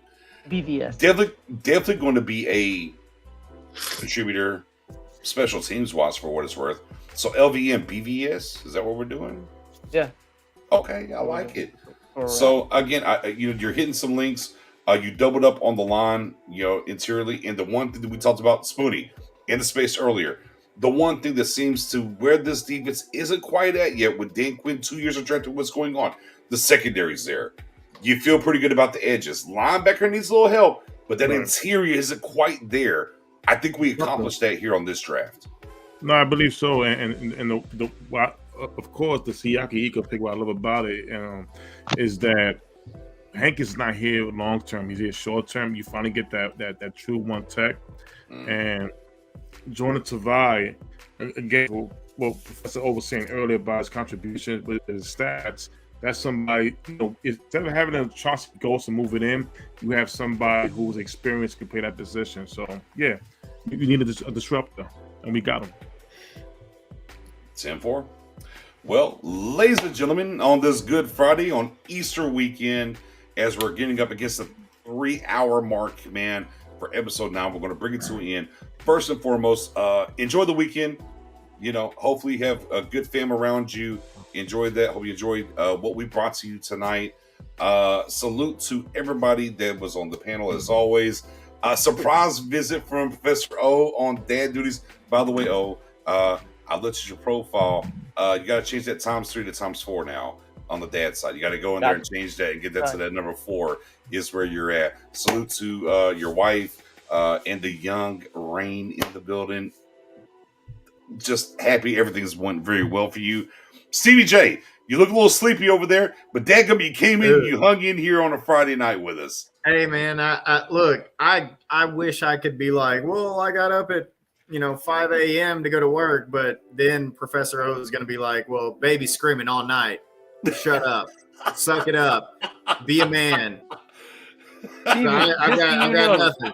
just so we're clear, I had a baby on Thursday, and then on Monday, I resigned from my job and started a new job where I now own a company. Yeah, I was going to say, not a new job, a new adventure. Yeah, so I now co-own a company and have a baby in a 1 week span. Actually, in like a 3 day span. So, appreciate you joining. The least you can do. And just so you guys don't know, Stevie does during the season midday shows. I'm sure Nick's brought up earlier, but if you haven't subbed to us, Stevie J, sometimes Camber, sometimes Massey, sometimes solo, sometimes with guests. He had Dalton Miller and a bunch of other people on during the season, but Stevie does our midday shows. So I was like, Stevie, you'd be a perfect person because I talk with you all the time in a group chat to fill in for me, and then I couldn't because I had to jump in. So Stevie, appreciate you joining. Appreciate you guys having me. And Stevie J's like, yeah, I do the midday shows. Y'all got me effed up out here at midnight.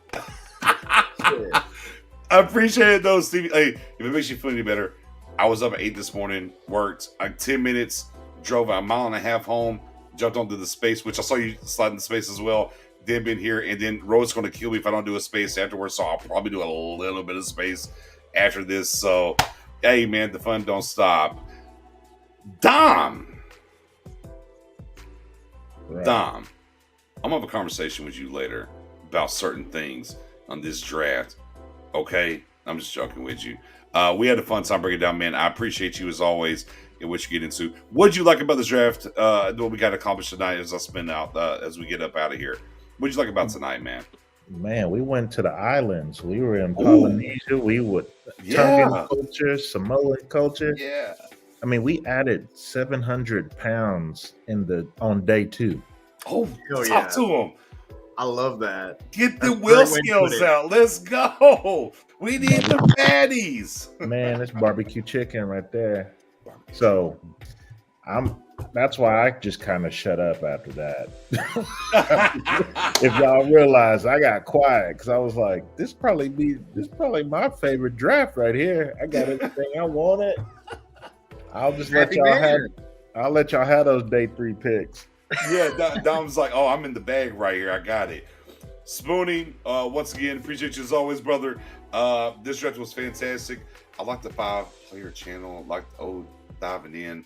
Your favorite pick from this draft when we get out of here? What's the favorite pick for you? Siaki Ika. I knew it would be that. He's been bound that table for a while. I ain't mad at him. I even wore a shirt today that's fitting. I don't know if you guys can see it. Not the mama. Not the mama. Not the mama. I don't baby know. I'm like, I'm the dad. Like, Not the mama. Oh, that's awesome. You do it all the time. That's awesome. Yeah, I mean, I know Eddie was happy because we got Addison. But man, with that being said, next week, guys, we got top 10 quarterbacks, and we're unveiling our 50 to 26 or no? Yes, yeah. So we got through every position. We did skip a few, but we kind of combined them. So we didn't do like guard and center. We combined interior offensive line. We combined cornerback and safety. So we are now at next week 50 through 26. Yep. Following week we'll have 25 through 1, and then the following week is draft week. So we've scheduled this cleanly. We're good. Don't forget, and top 10 quarterbacks next week. We did top 10 yet. So it'll be next week. Be top 10 QBs. I know. Let's just run do it. Not big for us, but we didn't do it yet. And then we'll do 50 through 26 of our board and go through there. So make sure you're back here in the building next week, 8:30 p.m. Central, and we'll get through those. And then of course 25 through 1, and then our final pins down. We're putting it in ink. Our very final. The last episode might be, as much as we talked about 212 tonight, our Stamp It mock draft, the last one, that might be the entire episode. We're going to get deep on that one. Every single pick of what's going on. Probably will, because usually 26, like, we don't always know who the Cowboys are going to take in round 2, 3, 4, 5, 6, but usually the draft show and the Cowboys media kind of tips the hand. Like, hey, have you watched this player? Like, we usually have a pretty good feel, like, who could be on the board. So that should be a fun one. That'll definitely be a fun one. Appreciate everybody rocking with us on this series. We'll see y'all next Friday. Hit the faces. Everybody's handle on Twitter is up here currently. Get that. Eddie will get out of here. Go over there, follow us on Twitter as well too. Make sure you hit this up, and it's free 99. Tell a friend to tell a friend. Share this cast and everything. Keep growing the channel. Appreciate you as always. See you on the flip side on Twitter, and we'll get up out there on that. You have a safe Easter weekend. Enjoy your families. Peace.